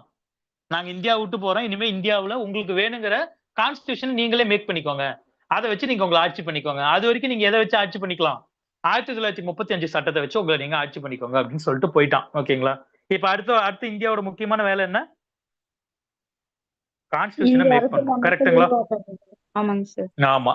அப்ப கான்ஸ்டியூஷனை மேக் பண்ணணும். அதுக்குன்னு ஒரு கான்ஸ்டியூண்ட் அசம்பிளி, அரசியலமைப்பு சபையை உருவாக்கணும். அதுதான் அடுத்த வேலை. அதை பத்தி தான், உருவாக்குதல் பத்தி கொடுத்துருக்கேன். இதுல இருந்து கேள்விகள்லாம் பெருசா வராது, ஜஸ்ட் தெரிஞ்சுக்கோங்க. இந்த சாப்டர் அவ்வளவு ஒன்றும் முக்கியம் இல்ல. ஓகேங்களா? அதனால இதை பத்தி எல்லாம் போயிடுறேன், பெருசா ஒண்ணும் இல்லை. இதுல எல்லாம் நான் என்ன சொல்லியிருப்பேன்னா, இந்த அரசியலமைப்பு சபைகள்ல யார் யாரெல்லாம் இருந்தாங்கிறத சொல்லியிருப்பேன். இதெல்லாம் பெருசா வேண்டியதில்லை. ஓகேங்களா? ஜஸ்ட் ஒரு சில பேர் எக்ஸ்ட்ரா படிக்கணும்னு நினைப்பாங்கிறதுக்காக சொன்னேன். சரி, இப்ப இதை மட்டும் பாருங்க. இது மேபி ஏதோ ஒரு இடத்துல கொஸ்டினா கேட்கலாம். இப்ப அரசியலமைப்பு சபைகள் வந்துச்சு, அதுல நிறைய நபர்கள் இருக்காங்க. என்னன்னா, யாரெல்லாம் சேர்ந்து இந்த கான்ஸ்டியூஷனை உருவாக்குறதுங்கிறது இந்தியால பெரிய பிரச்சனையா இருந்துச்சு. ஏன்னா அந்த நேரத்துல எந்த கட்சி பெரிய கட்சியா இருந்துச்சு இந்தியால? காங்கிரஸ். ஓகேங்களா? அது போக முஸ்லிம்களோட ஆதரவுகளை தெரிவிக்கிறதுக்காக முஸ்லீம் லீக்ங்கிற கட்சி இருந்துச்சு. ஓகேங்களா? முஸ்லீம் லீக்ங்கிற அமைப்பு இருந்துச்சு. அதே மாதிரி அந்தந்த பிரதிநிதித்துவங்கள் சேர்ந்த அமைப்புகள் இருந்துச்சு. அப்ப அவங்க எல்லாரும் சேர்ந்து என்ன பண்ணாங்க, எல்லா மதத்துக்காரர்களும் எல்லா படிச்சவங்களும் எல்லா மக்களும் சேர்ந்து ஒரு சில நபர்களை தேர்ந்தெடுத்து என்ன பண்ணாங்க, கான்ஸ்டியூஷனுக்கு இப்ப எப்படி நம்ம ஓட்டு போட்டு அனுப்புறோம் அரசியல்வாதிகளை நம்ம தொகுதிகளுக்கு, அது மாதிரி இவங்க எல்லாம் என்ன பண்றாங்க, மக்கள்லாம் ஓட்டு போட்டு ஒரு குறிப்பிட்ட நபர்களை எதுக்கு அனுப்புறாங்க, அரசியலமைப்பு நிர்ணய சபை கான்ஸ்டியூண்ட் அசம்பிளிக்கு அனுப்புறாங்க. அவங்க எல்லாம் சேர்ந்து என்ன பண்ணுவாங்க, கான்ஸ்டியூஷனை மேக் பண்ணுவாங்க. இவ்வளவுதாங்க. இது புரிஞ்சுதான் பாருங்க.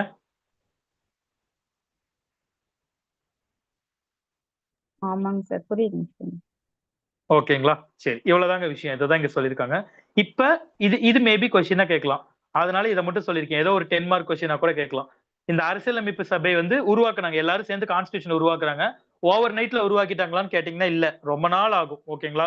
ஆக்சுவலா ரொம்ப வருஷம் ஆகும். ஒரு 2-3 வருஷம் 2-3 வருஷம் சேர்ந்து எல்லாம் மீட்டிங் போட்டு பண்ணி பண்ணி பண்ணி பண்ணி கொஞ்சம் கொஞ்சமா டெவலப் பண்ணி என்ன பண்ணுவாங்க, கான்ஸ்டியூஷனை உருவாக்குவாங்க. 1946ல இருந்து 1949 வரைக்கும் கான்ஸ்டியூஷனை உருவாக்குவாங்க. ஒரு 3 வருஷம். ஓகேங்களா? உழைப்பு. அதுல இந்த தேதிகள்ல எல்லாம் இது எது கொண்டுட்டு வரப்பட்டுச்சு. ஜூலை 22 1947, 2வது பாயிண்ட் பாருங்க. ஜூலை 22 1947 என்ன பண்றாங்க, தேசிய கொடியை ஏற்றுக்கொண்டது. எது ஏத்துக்குச்சு, நம்மளோட கான்ஸ்டியூண்ட் அசம்பிளி. புரிஞ்சுதுங்களா? அன்னைக்கு அந்த கான்ஸ்டியூண்ட் அசம்பிளில ஓட்டு போட்டு இதுதான் தேசிய கொடின்னு ஏத்துக்கிட்டதுனாலதான் இன்னைக்கு இந்தியாவோட தேசிய கொடி எதா இருக்கு, இன்னைக்கு நம்ம பாக்குற தேசிய கொடியா இருக்கு. ஓகேங்களா? அதே மாதிரி தேசிய கீதம்னு சொல்லி அன்னைக்கு கான்ஸ்டியூண்ட் அசம்பிளில இந்த தேதியில பாடப்பட்டதுதான் இன்னைக்கு வரைக்கும் பாடப்படுது. இதை நான் ஏன் சொல்றேன்னா, இது ஒரு 10 மார்க்கா கேட்கலாம் உங்களுக்கு, பிரிச்சுக்கிட்டு கேட்கறான் எக்ஸாம்ல அப்படின்னா. கான்ஸ்டியூண்ட் அசம்பிளில இந்தியால என்னென்னலாம் வந்து ஏத்துக்கப்பட்டுச்சு அப்படிங்கிறது ஒரு கொஸ்டினா கேட்கலாம், ஒரு சின்ன கொஸ்டினா. அப்ப இது நமக்கு தெரியணும். 47ல தேசிய கொடி வந்துச்சு, 50ல தேசிய கீதம் வந்துச்சு, அப்புறம் தேசிய பாடல் இந்த இதுல வந்துச்சு, இந்தியாவோட முதல் ஜனாதிபதியா ராஜேந்திர பிரசாத் வந்தாரு. இது நமக்கு தெரிஞ்சா போதும். இவ்வளவுதான் கேட்பாங்க. ஓகேங்களா? ஓகேங்க, இவ்வளவுதான். இப்ப கான்ஸ்டியூன்ஸ் வந்துருச்சு. ஓகேவா? சரி, இந்த அரசியலமைப்பை உருவாக்குறதுக்கு நிறைய குழுக்கள் போட்டாங்க. இது கூட சின்ன கேள்விகளா கேட்கலாம். இது டீடைல்டா கேட்கறதுக்கு வாய்ப்பு குறைவுதான். ஜஸ்ட் குழுக்கள் இருந்துச்சுங்கிறத தெரிஞ்சுக்கோங்க. அரசியலமைப்பு எப்படி உருவாக்கப்பட்டுச்சு, இப்போ ஒரு பெரிய வேலையை உருவாக்குறோம்னா நம்ம என்ன பண்ணுவோம், ஒரு டீம் மாதிரி ஃபார்ம் பண்ணுவோம்ல, அது மாதிரி என்ன பண்றாங்க நம்ம கவர்மெண்ட்டும், நம்ம இந்தியாவோட தலைவர்களும் என்ன பண்றாங்க, சின்ன சின்ன கமிட்டி மாதிரி போடுறாங்க. ஒவ்வொருத்தருக்கும் ஒரு வேலை. அவங்கவுங்க என்ன பண்ணணும், அந்தந்த வேலையை செய்யணும். அந்தந்த வேலையை முடிச்சுட்டு வந்து யாருக்கிட்ட கொடுக்கணும், கான்ஸ்டியூண்ட் அசம்பிளி கிட்ட கொடுக்கணும். அந்த அசம்பிளி எல்லாத்தையும் ஒண்ணு திரட்டி எல்லாரும் சேர்ந்து ஓட்டு போட்டு ஒரு கான்ஸ்டியூஷன் என்ன பண்ணிருக்காங்க, உருவாக்கியிருக்காங்க. புரிஞ்சுதுங்களா? இவ்வளவுதான் வேலை. அதுக்காக கொடுக்கப்பட்ட குழுக்கள் பத்தி இங்க கொடுத்திருக்கேன். முக்கிய குழுக்கள், அது போக சின்ன சின்ன குழுக்கள்னு போடப்பட்டுச்சு. முக்கிய குழுக்கள் எத்தனை இருந்துச்சுங்கிறத மட்டும் பாத்துக்கோங்க. ஜஸ்ட் பேர் பார்க்க முடிஞ்சா பாருங்க, பிரச்சனை இல்லை. இதை பத்தி எல்லாம் கேட்கறதுக்கு வாய்ப்புகள் குறைவுதான். ஒரு சில பேர் ஆனா கேட்டாலும் கேட்பாங்கிறதுக்காக கொடுத்திருக்கேன். ஓகேங்களா? அது போக வரைவு குழுன்னு இருந்துச்சு, டிராஃப்டிங் கமிட்டி. இந்த சின்ன சின்ன குழு, பெரிய குழு இவங்க எல்லாம் கொடுத்ததுக்கு அப்புறம் எல்லாத்தையும் சேர்த்து கடைசியா என்ன பண்ணும், இது டிராஃப்ட் பண்ணும். எல்லாத்தையும் சேர்த்து ஓவராலா கொண்டுட்டு வந்து இவ்வளவுதான்ப்பா அப்படின்னு கான்ஸ்டியூஷன் உருவாக்குறதுக்கு பேர் என்ன, வரைவு குழு, டிராஃப்டிங் கமிட்டி. இந்த குழுவோட தலைவர் யாரு, அம்பேத்கர். ஓகேங்களா? அதனாலதான் கான்ஸ்டியூஷன் உருவாக்குனவர்னா யாருன்னு கேட்டா என்ன சொல்றோம் நம்ம, டக்குன்னு அம்பேத்கர் நம்ம ஞாபகத்துக்கு வராரா? காரணம் அவர் தான் டிராஃப்டிங் கமிட்டியோட ஹெட். புரிஞ்சுதுங்களா? ஆமாங்க சார், வரைவு குழு தலைவர். வரைவு குழு தலைவர். ஓகேங்களா? சரி, இப்போ ஒரு நோட் வச்சிருந்தீங்கன்னா நான் சொல்றதை மட்டும் எழுதிக்கோங்களேன். இப்ப நான் வந்து கிட்டத்தட்ட இது வரைக்கும் நடத்தியிருக்கேன். ஓகேங்களா? அரசியலமைப்பு சட்டம் வரைக்கும் நடத்திட்டேன்.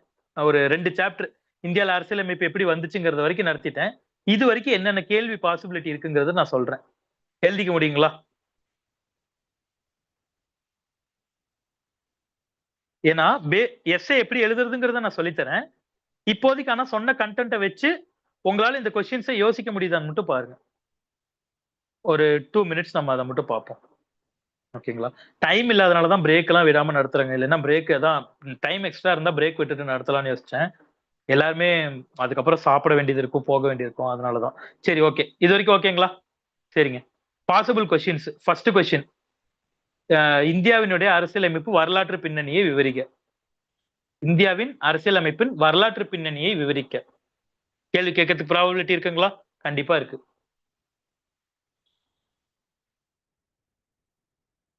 வரலாற்று பின்னணினா எல்லாமே எழுதணும். எதுல இருந்துங்க வரணும், 1773 ஆக்ட்ல இருந்து 1947 ஆக்ட் வரைக்கும் எழுதணும். சின்ன சின்னதா முக்கியமான பாயிண்ட் மட்டும் எழுதணும்.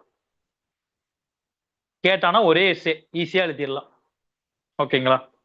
இல்ல சில நேரம் எனக்கு ஒரு 10 மார்க் கொஸ்டினா பிரிச்சு கேக்குறாங்க அப்படின்னா என்ன ஆக்ட் சார் கேட்பாங்க அப்படின்னு கேட்டீங்கன்னா முக்கியமான ஆக்ட் என்னென்னங்கிறத மட்டும் சொல்றேன். அதை மட்டும் பாத்துக்கோங்க. 1919 ஆக்ட், 1935 இந்த 2 ஆக்ட் படிக்கணுங்க. மீதி ஆக்ட் நீங்க படிக்கலைனாலும் சும்மா பார்த்தா கூட ஓகே தான். எந்த ஆக்டுங்க கண்டிப்பா தெரியணும்? 1919 1935 தெரியணும். இது ஓகேங்களா? இது 2வது கேள்வின்னு எழுதிக்கோங்க.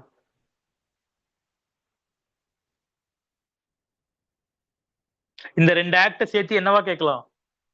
ஒரு 25 மார்க் கொஸ்டினா கேட்கலாம். டீடைல்டா கேட்டானா 50 மார்க்கு கூட கேட்கலாம். சார் ஓகேங்களா? இது ஒரே ஒரு 50 மார்க் அப்படி கேட்க மாட்டாங்களா? இதுல மார்க் இல்லைங்க மேம். நான் என்ன சொல்றேன்னா ஒரு 50 மார்க்னு தான் மென்ஷன் பண்ணிருக்காங்க. பட் ஒரே 50 மார்க்கா கேட்டாலும் கேட்கலாம். இல்ல பிரிச்சு கேட்கறதுக்கான ப்ராபபிலிட்டி இருக்கு. அவங்க எதுங்கிறத மென்ஷன் பண்ணல. இதுதான் ஃபர்ஸ்ட் டைம்ங்கிறப்ப எதுங்கிறத மென்ஷன் பண்ணல. அதனால நான் என்ன பண்றேன், ஒரே இதாவும் நடத்துற மாரி நான் சொல்றேன். பிரிச்சு கேட்டாலும் எழுதுற மாரி சொல்றேன். எல்லாத்துக்கும் நம்ம தயாராகிக்கணுங்கிறத சொல்றேன். ஏன்னா நம்ம எக்ஸாம்ல ஒரே கொஸ்டினா தான் வரும்னு நினைச்சிட்டு போய் சப்போஸ் பிரிஞ்சிருந்தா அந்த இடத்துல நமக்கு என்ன ஆகும்? ஒரு பயம், பதட்டம் கிரியேட் ஆகும். அதனால இப்படியும் இருக்கலாங்கிறது என்ன பண்றேன் உங்க மைண்ட்ல நானு முன்னாடியே சொல்லி வைக்கிறேன். ஓகேங்களா? எனிதிங் வந்தாலும் நம்மளுக்கு என்ன பண்ண தெரியணுங்க? அட்டெம்ப்ட் பண்ண தெரியணும். அவ்வளவுதான் விஷயம். ஓகே தானே? இப்படிதான் கேட்பாங்கன்னு யாருக்குமே தெரியாதுங்க மேம். ஏன்னா இன்னும் அவங்களும் எதுவும் சொல்லல. ஓகேங்களா? அதனால சரிங்க இப்படி சார். இருக்கும், அப்படி இருக்கிறதுக்கான ப்ராபபிலிட்டி நான் சொல்றேன். ஒண்ணு 50 மார்க்குக்கு ஒரே இதா கேட்கணும். இல்லைன்னா என்ன பண்ணணும்? பிரிச்சு 2 கொஸ்டினா கேட்கணும். அப்படி கேட்டாலும் இப்படி கேட்டாலும் நம்மளுக்கு எழுத தெரியணும். ஓகேங்களா? இப்ப நடத்தின வரைக்கும் இது ஓகேங்களா? இது முக்கியமான விஷயம். இதுல வேற என்ன சார் கேள்வி கேட்கலாம்? ஓகேவா? ஆம், இந்த ஒரு கேள்வி கேட்கலாம். ஓகேங்களா? இந்தியாவின்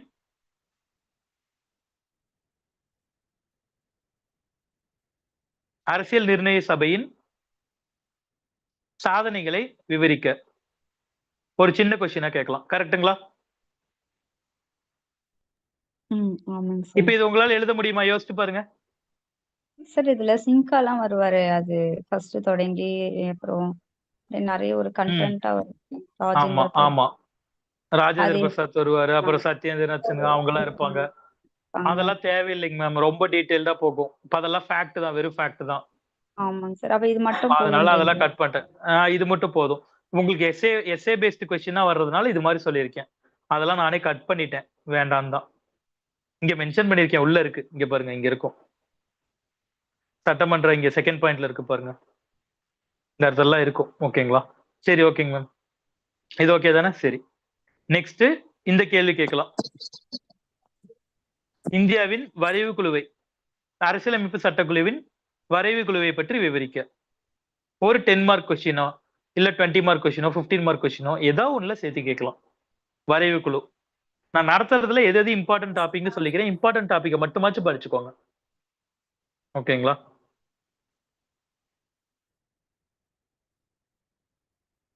இது வரைக்கும் ஓகேங்களா? சார் இது ஒரு 50 மார்க்கா கேட்டா நம்ம அந்த ஒழுங்குமுறை சட்டத்துல இருந்து பட்டய சட்டத்துல இருந்து இது வரைக்கும் அப்படி மொத்தமா ஒரு 10 டாபிக் ஆமா. கொடுத்தா 50 மார்க்ஸ்க்கு ரெடி ஆமா. ஆயிடும் இல்லைங்க? ஆமா. இந்திய ஆமாங்க மேம். ரெடி. முடிச்சிடலாம். இல்லன்னா என்னங்க மேம்? கான்ஸ்டிடியூஷன் வரைக்கும் வரணுமா இல்ல இந்திய அரசு சட்டத்தோட முடிக்கணுமாங்க சார்? ஒரு 50 மார்க் கேட்டா. ஹிஸ்டாரிக்கல் பேஸ்னு கேட்டா 1947 ஆக்ட் வரைக்கும் எழுதிட்டு ஆ, அப்புறம் 1946ல கான்ஸ்டியூண்ட் அசம்பிளி இந்தியா இந்த 1947 சட்டத்தின்படி இந்தியாவுக்கு என்னாச்சு? அரசியல் நிர்ணய சபை உருவாக்கப்பட்டது. அரசியல் நிர்ணய சபையில் இந்தியாவிற்கு புதிய அரசியலமைப்பு ஆஹ் ஆம், நவம்பர் 26 1949 அன்று உருவாக்கப்பட்டது அப்படின்னு சொல்லி போட்டு முடிச்சிடலாம்.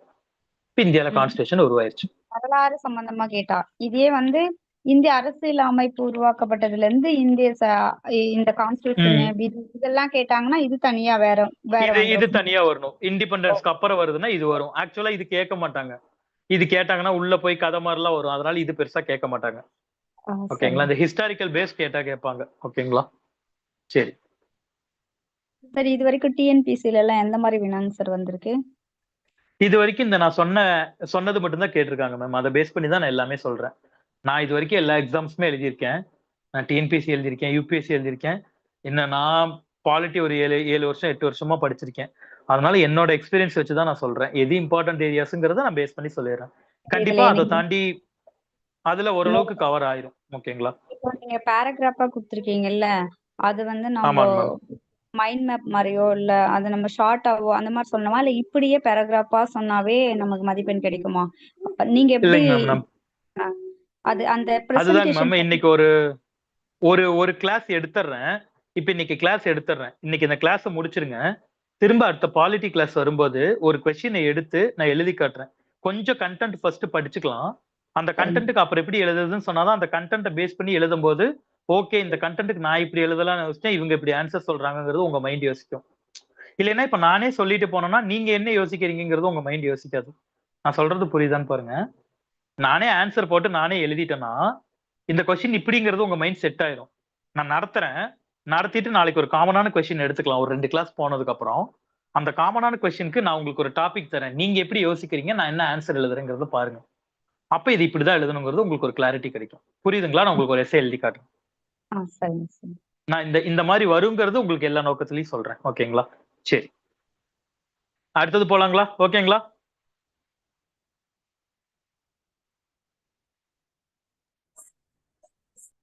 சார் ஓகேங்களா? அடுத்தது போலாங்களா? ஓகேங்களா மேம் போலாங்களா?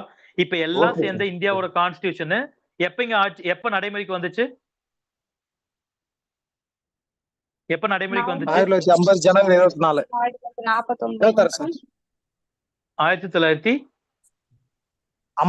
ஜனவரி 26. ஜனவரி ஓகே. 26. ஜனவரி 26 1950 இருந்து நடைமுறைக்கு வருது. ஆனா நவம்பர் 26 1949 கான்ஸ்டியூண்ட் அசம்பிளியால சைன் போடப்பட்டு ஏற்றுக்கொள்ளப்பட்டிருக்கும். ஓகேவா? ஏற்றுக்கொள்ளப்பட்ட நாள் அப்பயே அது ஏற்றுக்கொள்ளப்பட்டது. நடைமுறைக்கு அது வந்து நடைமுறைக்கு வந்த நாள். ஓகேங்களா? இவ்வளவுதான். இது வரைக்கும் ஓகே தானே? சரிங்க. இப்ப அடுத்தது போலாம்.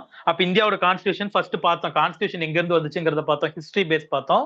அப்புறம் கான்ஸ்டிடியூஷனை உருவாக்கிட்டாங்கன்னு பார்த்தோம். இப்ப கான்ஸ்டிடியூஷன் என்ன ஆயிடுச்சு? வந்துருச்சு. கரெக்ட்டா? அப்ப இந்தியாவோட கான்ஸ்டிடியூஷனோட முக்கியமான விஷயங்கள்லாம் என்னங்கிறது அடுத்தது பார்க்க போறோம். இது அப்படியே ஒரு கொஸ்டினா நிறைய தடவை எக்ஸாம்ஸ்ல கேட்கப்பட்ட கொஸ்டின். யூபிஎஸ்சில கேட்ட கொஸ்டின், டிஎன்பிஎஸ்சில கேட்ட கொஸ்டின், நிறைய டைம் இது கேட்ட கொஸ்டின் எக்ஸாம்ஸ்ல. இந்திய அரசியலமைப்பின் முக்கிய அம்சங்கள் அப்படியே கொஸ்டினா கேட்பான். ஓகேவா? ஜஸ்ட் இந்த ஹெட்டிங்ஸ் அப்படியே கேள்வியா கேட்பான். மத்த நாட்டோட கான்ஸ்டிடியூஷனுக்கும் நம்ம நாட்டுக்கும் என்ன வித்தியாசம்?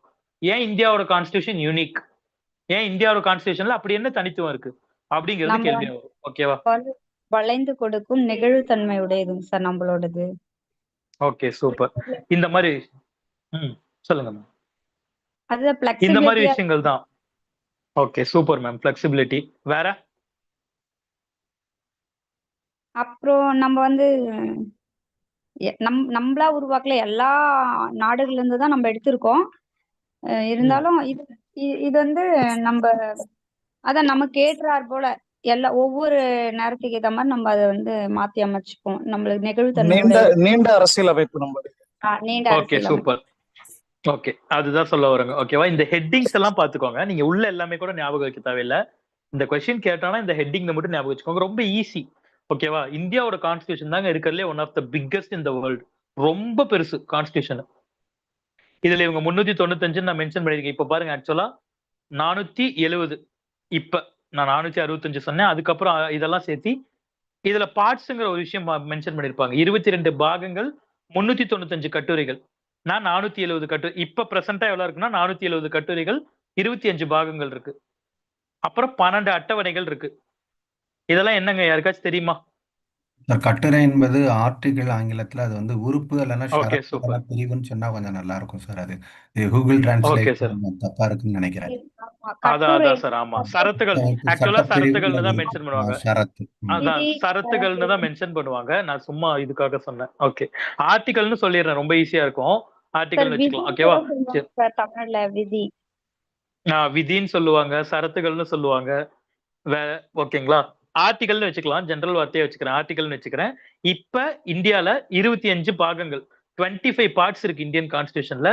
470 ஆர்டிகல் இருக்கு. 12 அட்டவணைகள்னா ஷெட்யூல். அதாவது இன்ட்ரோடக்ஷன் ஷெட்யூல் ஒரு அட்டவணை. இதுக்குள்ள இதெல்லாம் வருங்கிற மாதிரி அட்டவணைகள் இருக்கு. மொத்தம் இதெல்லாம் இருக்கு கான்ஸ்டிடியூஷன்ல. இதெல்லாம் என்னங்கிறத நான் டீடைலா சொல்றேன். இப்போதைக்கு இதை மட்டும் வச்சுக்கோங்க. இதெல்லாம் இருக்கறனால இந்தியாவோட கான்ஸ்டிடியூஷன் என்னங்க? நீங்க யுஎஸ்ஏவோட கான்ஸ்டிடியூஷன்ல எடுத்தீங்கன்னு வச்சுக்கோங்க. அமெரிக்காவோடது அவ்வளவு பெரிய நாடுல அமெரிக்காவோட எத்தனை பார்ட் இருக்குன்னு நினைக்கிறீங்க? எத்தனை ஆர்டிகல் இருக்குன்னு நினைக்கிறீங்க? யாராவது சொல்ல முடியுங்களா? அமெரிக்காவோட கான்ஸ்டிடியூஷன்ல 13 ஆர்டிகல்ங்க. வெறும் 13 ஆர்டிகல் தான் இருக்கு அமெரிக்காவோட சார் கான்ஸ்டியூஷன். 14 இப்ப 14? சார் கேக்குதுங்களா? இல்ல ஓகே. நான் 14 படிச்ச மாதிரி இருக்கு எனக்கு தெரியல சார். இல்ல சார் 13 தான். நான் படிச்ச வரைக்கும் 13 தான். ஓகேங்களா? சரி, ஜஸ்ட் கம்பேரிசன், வெளிநாடு பிரச்சனை இல்ல. 13 தான் இருந்துச்சு. நான் படிச்ச வரைக்கும் 13 தான். ஓகேங்களா? சரி. அப்படிங்கிறப்ப நம்ம நாட்டோட யோசிச்சு பாருங்க எவ்வளவு பெருசுன்னு. அதனாலதான் ஃபர்ஸ்ட் விஷயம் என்ன சொல்றோம், நம்ம கான்ஸ்டியூஷன் ரொம்ப பெருசு. இது ஒரு முக்கியமான விஷயம். ரெண்டாவது விஷயம் பாருங்க, பல்வேறு ஆதாரங்களிலிருந்து வரையப்பட்டது. அப்படின்னு என்னன்னா, நிறைய கான்ஸ்டியூஷன்ல இருந்து, இது ஒரு வார்த்தையே சொல்லுவாங்க, Indian constitution is just a ransacking of other constitutions அப்படின்னு. அதாவது மத்த நாடுகளோட கான்ஸ்டியூஷன் எல்லாத்தையும் சார்ந்து எடுக்கப்பட்டதுதான் என்னன்னு சொல்றாங்க, இந்தியாவோட கான்ஸ்டியூஷன் அப்படின்னு சொல்றாங்க. காப்பி பேஸ்ட் பண்ணிட்டு சொன்னாங்க. காப்பி பேஸ்ட், ஆமா, காப்பி பேஸ்ட்னு சொல்லி நிறைய பேர் கிண்டல் பண்ணுவாங்க. பட் ஆனா அது கரெக்ட் தாங்க. நீங்க நிறைய நாட்டுல கான்ஸ்டியூஷன் வந்துருச்சு, 100 வருஷமா இயங்கிட்டு இருக்கு, எல்லா நாட்டிலயும் கான்ஸ்டியூஷன் கொண்டு வந்துட்டான். நீங்க என்ன புதுசா கிரியேட் பண்ணிட முடியும்? கரெக்ட் தானே? அப்ப எல்லா நாட்டிலயும் என்ன பெஸ்ட் இருக்கோ அதை நான் எடுத்துக்கிறேன். நான் ஏன் புதுசா ட்ரை பண்ணணும்? எல்லா நாட்டிலயும் என்ன பெஸ்ட் இருக்கோ எல்லாத்தையும் எடுத்து இந்தியன் கான்ஸ்டியூஷனை ஃபார்ம் பண்ணாங்க. இது இந்தியாவோட சொல்ல முடியாது சார். அதுதான். ஆமா சார். சார் அத காப்பி பேஸ்ட் சொல்ல முடியாது. நான் அதை எடுத்து நமக்கு ஏத்த மாதிரி மாத்திக்கிறது தானே. அதுதான் அப்படி சொல்லக்கூடாது. காப்பி பேஸ்ட்னு சொல்ல மாட்டாங்க. என்ன மென்ஷன் பண்ணிருப்பாங்கன்னா, ரான்சாக்கிங் ஆஃப் அதர் கான்ஸ்டியூஷன்ஸ் அப்படின்னு சொல்லிருப்பாங்க. அவங்க கிட்ட இருக்க விஷயங்களை எடுத்து எங்க நாட்டுக்கு என்ன தேவையோ அதுக்கு தகுந்த மாதிரி நாங்க மாத்திக்கிட்டோம் அப்படின்னு சொல்லி கான்ஸ்டியூண்ட் அசம்பிளில கூட சொல்லியிருப்பாங்க. ஓகேங்களா? அதுதான் விஷயம். சரி, மூணாவது விஷயம் இந்த இடத்துல பாருங்க, ஃபிளெக்சிபிலிட்டி அண்ட் ரிஜிடிட்டி. வேணுங்கிற இடத்துல நம்ம கான்ஸ்டியூஷன் ஃபிளெக்சிபிளா இருக்கும். அதாவது ரிஜிடிட்டி, ஃபிளெக்சிபிலிட்டினா என்ன சொல்றோம்னா, நம்ம அரசியலமைப்பு சீக்கிரத்துல திருத்திட முடியாது, ஆனா அதே நேரத்துல வேணுங்கிற இடத்துல சீக்கிரமாவும் திருத்திக்கலாம். என்ன சார் ரெண்டையுமே சொல்றீங்க அப்படின்னு கேட்டீங்கன்னா, நான் பின்னாடி நடத்துவேன் அமெண்ட்மெண்ட்டை பத்தி, இந்தியாவோட அரசியலமைப்பை எப்படி திருத்திக்கிறாங்கிறத பத்தி நடத்துவேன். அப்ப நான் டீட்டெயிலா சொல்றேன். இப்போதைக்கு எதெல்லாம் ரொம்ப அடிக்கடி மாத்தணுமோ அதெல்லாம் நம்ம கான்ஸ்டியூஷன்ல என்ன பண்ணிக்கலாம், சீக்கிரமா திருத்திக்கலாங்கிற மாதிரி அமைப்பு இருக்கு. எதெல்லாம் வந்து மாத்தக்கூடாதோ, எதெல்லாம் வந்து ரொம்ப முக்கியமான விஷயமோ அதெல்லாம் மாத்தத்துக்கு கஷ்டமாங்கிற மாதிரி வச்சிருப்பாங்க. இது ஒரு யூனிக் ஃபீச்சர் இந்தியால, பெரிய விஷயம். ஓகேங்களா? ஏன்னா அடிக்கடி கான்ஸ்டியூஷனை மாத்திட்டே இருந்தாலும் பிரச்சனை, மாத்தவே முடியலனாலும் பிரச்சனை. ஓகேங்களா? இதுக்கு பெஸ்ட் எக்ஸாம்பிள் அமெரிக்கால எல்லாம் வந்து கான்ஸ்டியூஷனை மாத்தவே முடியாது, ரொம்ப கஷ்டம். ஆனா பிரிட்டிஷ் இருக்குல்ல, யூகே, பிரிட்டிஷ்ல கான்ஸ்டியூஷனை இஷ்டத்துக்கு மாத்திக்கிட்டே இருப்பாங்க. இந்தியா வந்து இது ரெண்டத்தையும் பார்த்து, இது ரெண்டத்தோட மிடில் பார்த்து எடுத்திருப்பாங்க. வேணுங்கிற இடத்துல மாத்திக்கலாம், வேண்டாங்கிற இடத்துல ஃபிளெக்ஸ், கான்ஸ்டியூஷன் வந்து ரிஜிடா இருக்கணும் அப்படிங்கிற மாதிரி எடுத்திருப்பாங்க. புரிஞ்சுதுங்களா? அததான் வந்து மூணாவது விஷயமா சொல்லியிருக்கேன். நாலாவது விஷயம், ஒருமைப்பாட்டு சார்புடன் கூடிய கூட்டாட்சி அமைப்பு. இது ஒரு முக்கியமான விஷயம். கூட்டாட்சினா என்னன்னா ஒண்ணும் இல்லைங்க, தனித்தனி அரசாங்கங்கள்ங்கிறது தான் கூட்டாட்சி. அதாவது ஒரு சென்ட்ரல் கவர்மெண்ட், தமிழ்நாடுங்கிற ஒரு அரசாங்கம் இருக்கு, கேரளா இருக்கு, கர்நாடகா இருக்குன்னா, இந்த மாதிரி இவங்க 2 பேத்துக்குமான பவர் கான்ஸ்டியூஷன்ல இருந்து வழங்கப்பட்டிருக்குங்கிறது தான் கூட்டாட்சி. இந்த வார்த்தைக்கு அர்த்தம் புரியுதான்னு பாருங்க, இது ரொம்ப முக்கியம். கூட்டாட்சிங்கிற வார்த்தை ரொம்ப முக்கியம். அதாவது 2 அரசாங்கங்கள் இருக்காங்க. யார் இருக்கா இந்தியால? Central government, state government. கரெக்ட்டுங்களா? சென்ட்ரல் கவர்மெண்ட், ஸ்டேட் கவர்மெண்ட் இருக்காங்க. கரெக்ட்டுங்களா? Yes sir. Yes sir. Okay. இப்ப நீ ஒரு சில விஷயம்லாம் சென்ட்ரல் கவர்மெண்ட் கொண்டுட்டு வரும்போது நம்ம ஸ்டேட் கவர்மெண்ட்டே நீங்க சொல்லி கேட்டிருப்பீங்க, இதை நாங்க ஏத்துக்க மாட்டோம், பண்ண முடியாது, எங்க மாநிலத்தோட கான்ஸ்டியூஷன் படி எங்களுக்கு அப்படி சொல்லல அப்படின்னு. பாத்திருக்கீங்களா நியூஸ்ல எல்லாம்? எதை பேஸ் பண்ணி அவங்க அதை சொல்றாங்க?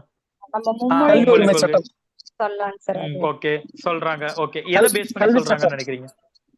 ஓகே, எதை பேஸ் பண்ணி சொல்றாங்கன்னு நினைக்கிறீங்க? இந்தியாவுடைய கூட்டாட்சி தத்துவத்தை பேஸ் பண்ணி தான் சொல்றாங்க. ஓகேங்களா? அப்ப கூட்டாட்சினா என்ன சார் அப்படின்னு கேட்டீங்கன்னா, கூட்டாட்சினா என்னன்னா 2 அரசாங்கங்கள் இருக்கு ஒரு நாட்டுல. மத்திய அரசு இருக்கு, மாநில அரசு இருக்கு. இந்த மத்திய அரசுக்கும் பவர் கான்ஸ்டியூஷன்ல இருந்து வருது, மாநில அரசுக்கு பவர் யாருகிட்ட இருந்து வருது, கான்ஸ்டியூஷன்ல இருந்து வருது. எனக்கு பவர் கான்ஸ்டியூஷன் கொடுத்திருக்கு, நீங்க கொடுக்கல, நான் உங்களுக்கு கீழே இருக்க ஆள் கிடையாது, எனக்கும் கான்ஸ்டியூஷன் பவர் கொடுத்திருக்கு, உங்களுக்கும் கான்ஸ்டியூஷன் பவர் கொடுத்திருக்குங்கிறது தான் என்னது, கூட்டாட்சி. புரிஞ்சுதுங்களா? வித்தியாசம் புரிஞ்சுதுங்களா?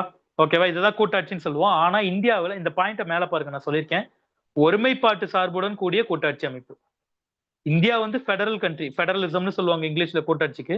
கூட்டாட்சி தான், ஆனா ஒருமைப்பாடுன்னு ஏன் சார் சொல்றீங்கன்னு கேட்டீங்கன்னா, என்னதான் கூட்டாட்சின்னு சொன்னாலும் ஆனா கிட்டத்தட்ட எந்த கண்ட்ரோல்ல தான் இருக்கும், சென்ட்ரல் கவர்மெண்டோட கண்ட்ரோல்ல நிறைய விஷயம் வரும். இப்ப கவர்னர் தான் வந்து ஸ்டேட் கவர்மெண்டோட ஹெட்னு சொல்றோம், ஆனா அவங்களை யார் அப்பாயிண்ட் பண்றா?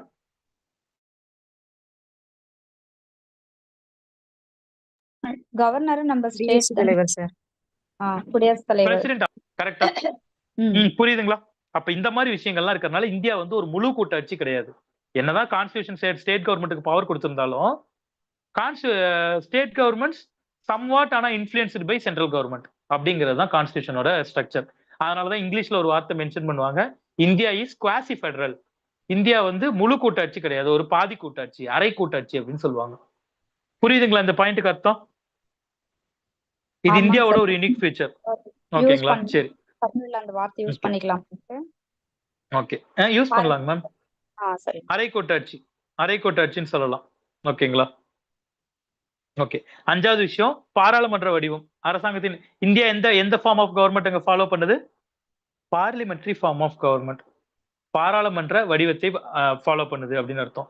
ஆக்சுவலா 2 ஃபார்ம் ஆஃப் கவர்மெண்ட் இருக்குங்க. 2 இல்ல 3 ஃபார்ம் ஆஃப் கவர்மெண்ட் இருக்கு. நான் ரொம்ப டீடைல்டா போல. Parliamentary form of government, presidential form of government, semi presidential or semi parliamentary form of government. இந்த மாதிரி அரசாங்கங்களை பிரிப்பாங்க.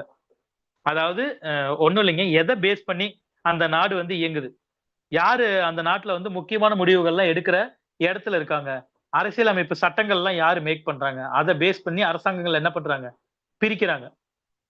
பிரசிடென்ட்டே எல்லா முடிவையும் எடுக்கிறாருன்னா அது என்ன form of government? Presidential form of government. America இருக்குல்ல, அமெரிக்கா ஒரு presidential form of government country. ஓகேங்களா? அங்க நீங்க பாத்தீங்கன்னா தெரியும், இப்ப ட்ரம்ப் இருக்காருன்னா ட்ரம்ப்பே தான் எல்லா முடிவும் எடுப்பாரு. நீங்க நியூஸ்ல பாத்தீங்கன்னா ட்ரம்ப்பே தான் வருவாரு. என்னைக்காச்சும் அமெரிக்காவோட செனேட் ஹவுஸ், காங்கிரஸ்னு சொல்லுவாங்க, அமெரிக்காவோட சட்டசபையெல்லாம் நீங்க உள்ள பாத்திருக்கீங்களா? அவங்க சொல்றதெல்லாம் பெருசா எடுபடாது. எல்லா பவரும் யாருக்கிட்ட இருக்கும்? அந்த பிரசிடென்ட்ங்கிற ஒரு நபர்கிட்ட இருக்கும். அதனால அதுக்கு பேர் என்ன? Presidential form of government. ஓகேங்களா? ஆமாங்க சார், நம்ம கூட்டாட்சி தத்துவத்தை கடைபிடிக்கிறோம். அவங்க வந்து ஒற்றை குடியுரிமை, அதாவது ஒரே கட்சி இதோட நடந்துவாங்க சார். அவங்க ரெண்டுமே தப்பு மேடம். நீங்கள் சொன்ன பாயிண்ட் சாரை கொஞ்சம் சொல்ல விடுங்க, அப்புறம் கொஞ்சம் நம்ம டவுட்ஸ் கிளாரிஃபை பண்ணிக்கலாம் ப்ளீஸ். இல்ல கூட்டாட்சி தத்துவம் அப்புறம் அவங்க வந்து எந்த மாதிரியான ஆட்சியை அமைச்சுக்கிறாங்க அப்படிங்கிறது தான் வந்து இது. பவர் எங்கிருந்து வருதுங்கிறது கூட்டாட்சியா இல்ல ஒற்றை ஒருமைப்பாடான இதாங்கிறது. ஒரு நிமிஷம், ஒருமைப்பாடாங்கிறது. ஓகேங்களா? யூனிட்டரியா ஃபெடரலாங்கிறது பவர் எங்க இருந்து வருதுங்கிறத வச்சு. இப்ப பவர் வந்துருச்சு. இப்ப இந்தியா வந்து ஃபெடரல் கண்ட்ரி, குவாசி ஃபெடரல் வச்சுக்கிறோம். அந்த பவர் வந்ததுக்கு அப்புறம் நான் எந்த மாதிரி ஆட்சி அமைக்க போறேன்? பிரசிடென்ட் பவரா இருக்க போறாரா இல்ல பிரைம் மினிஸ்டர் பவரா இருக்க போறாராங்கிறத பேஸ் பண்ணி என்ன இது வருது? பாராளுமன்ற வடிவ அரசாங்கமா இல்ல பிரசிடென்ஷியல் ஃபார்ம் ஆஃப் அரசாங்கமான்னு வருது. வித்தியாசம் புரியுதுங்களா?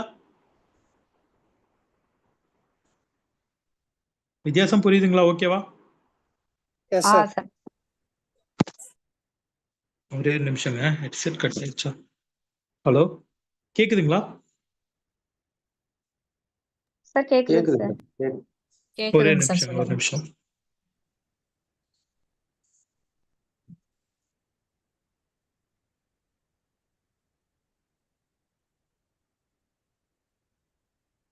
ஓகேங்க, இது வரைக்கும் ஓகே தானேங்க?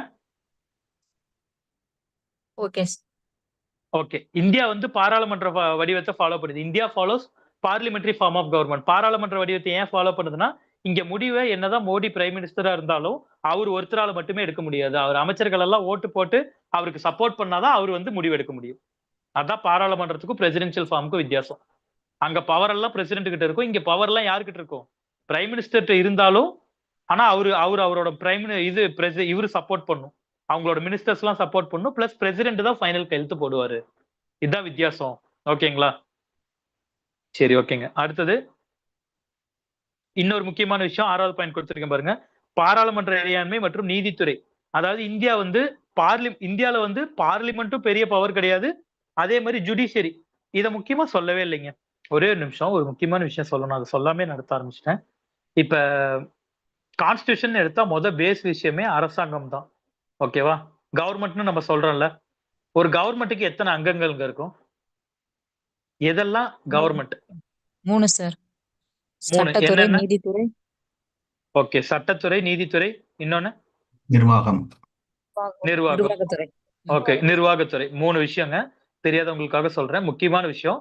எந்த கவர்மெண்ட்னு எடுத்தாலும் 3 விஷயம் தான். ஃபர்ஸ்ட் விஷயம் லெஜிஸ்லேச்சர், சட்டத்துறை. இவங்க என்ன பண்ணுவாங்க? சட்டத்தை இயற்றுவாங்க. சட்டத்தை இயற்றுறது யார் இந்தியால? பாராளுமன்றம், நாடாளுமன்றம். அதே மாதிரி எல்லாத்தையுமே ரெண்டு, நீங்க பாலிட்டி படிக்க போறீங்க, கான்ஸ்டியூஷன் படிக்கிறீங்கனாவே எல்லாத்தையுமே ரெண்டா வச்சுக்கணும். ஒன்னு சென்ட்ரல் கவர்மெண்ட்ல ஒரு விஷயம் இருக்குன்னா அது அப்படியே என்னவா இருக்கும், ஸ்டேட் கவர்மெண்ட்டுக்கு இருக்கும். அதை ஃபாலோ பண்றதை இவங்க குட்டியா ஃபாலோ பண்ணுவாங்க.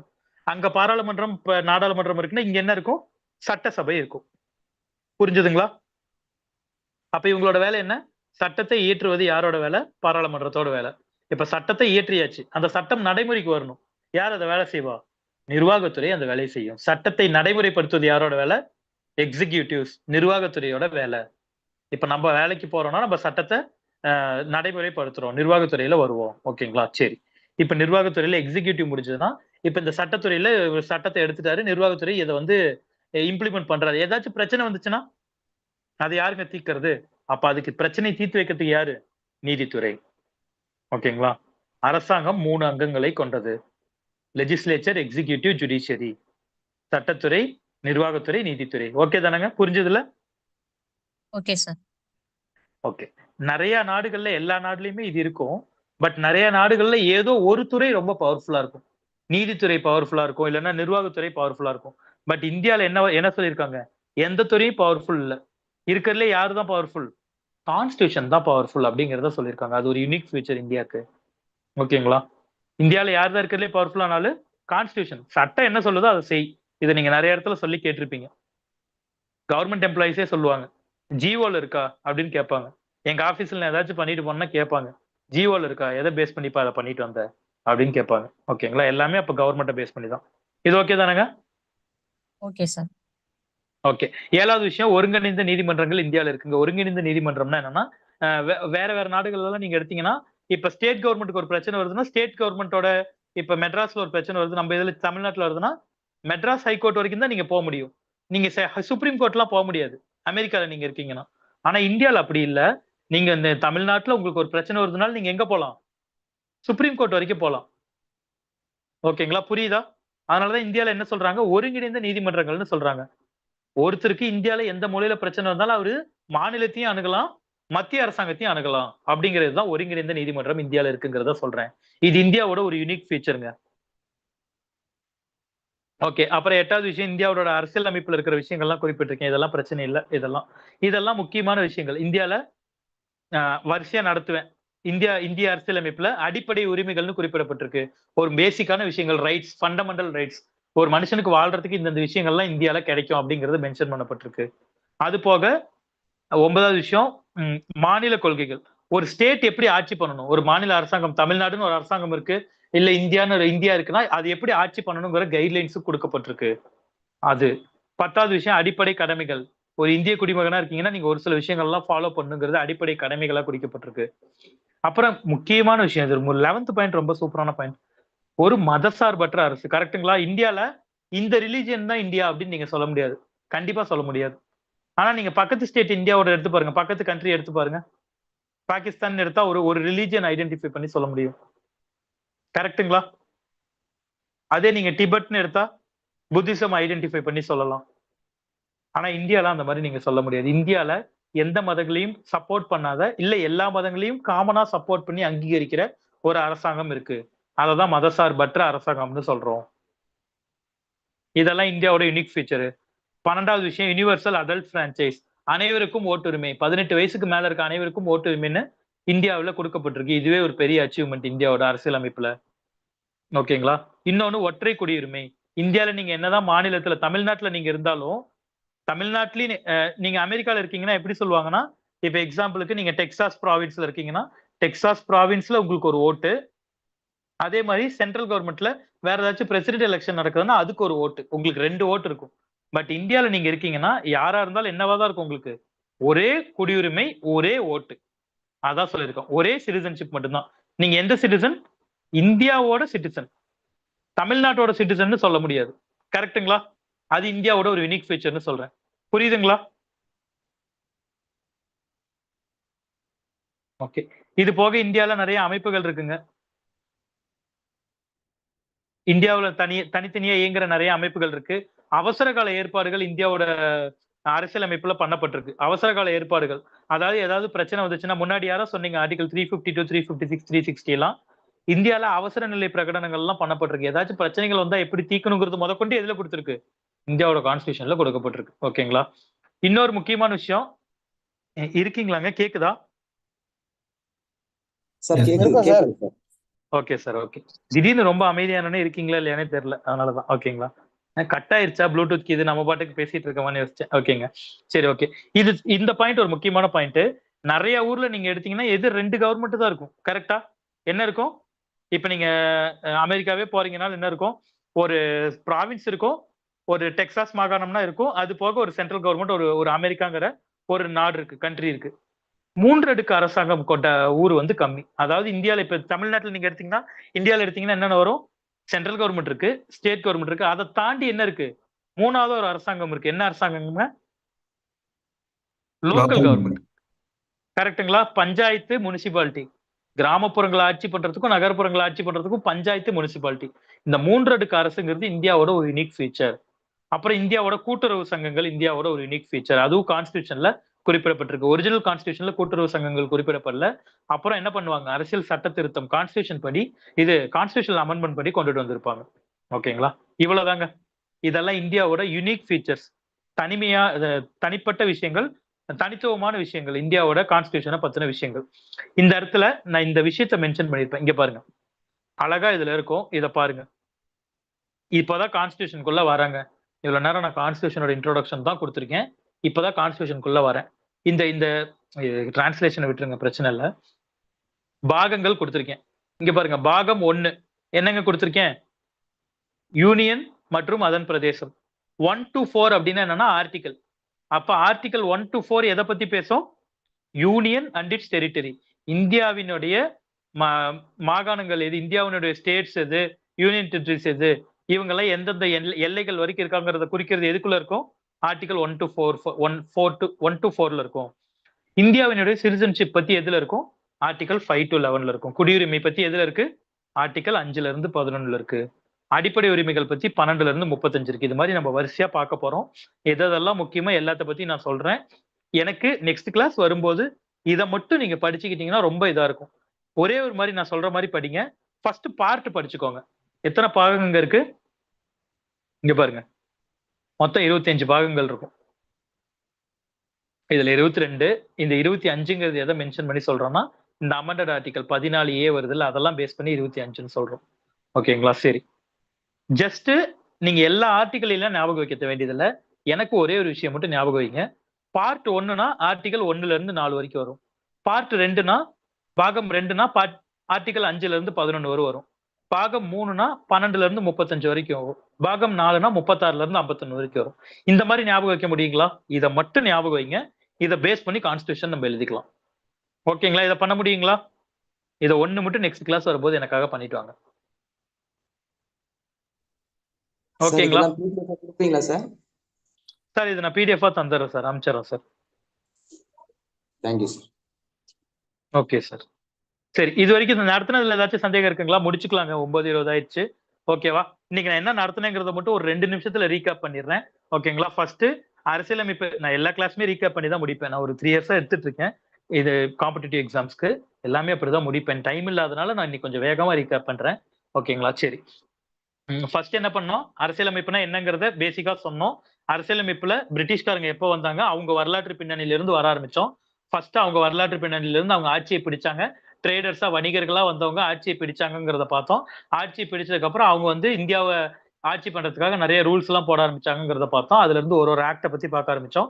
ஃபர்ஸ்ட் ரெகுலேட்டிங் ஆக்ட் 1773 பார்த்தோம். அப்புறம் பிட்ஸ் இந்தியா சட்டம் 1784 பார்த்தோம்.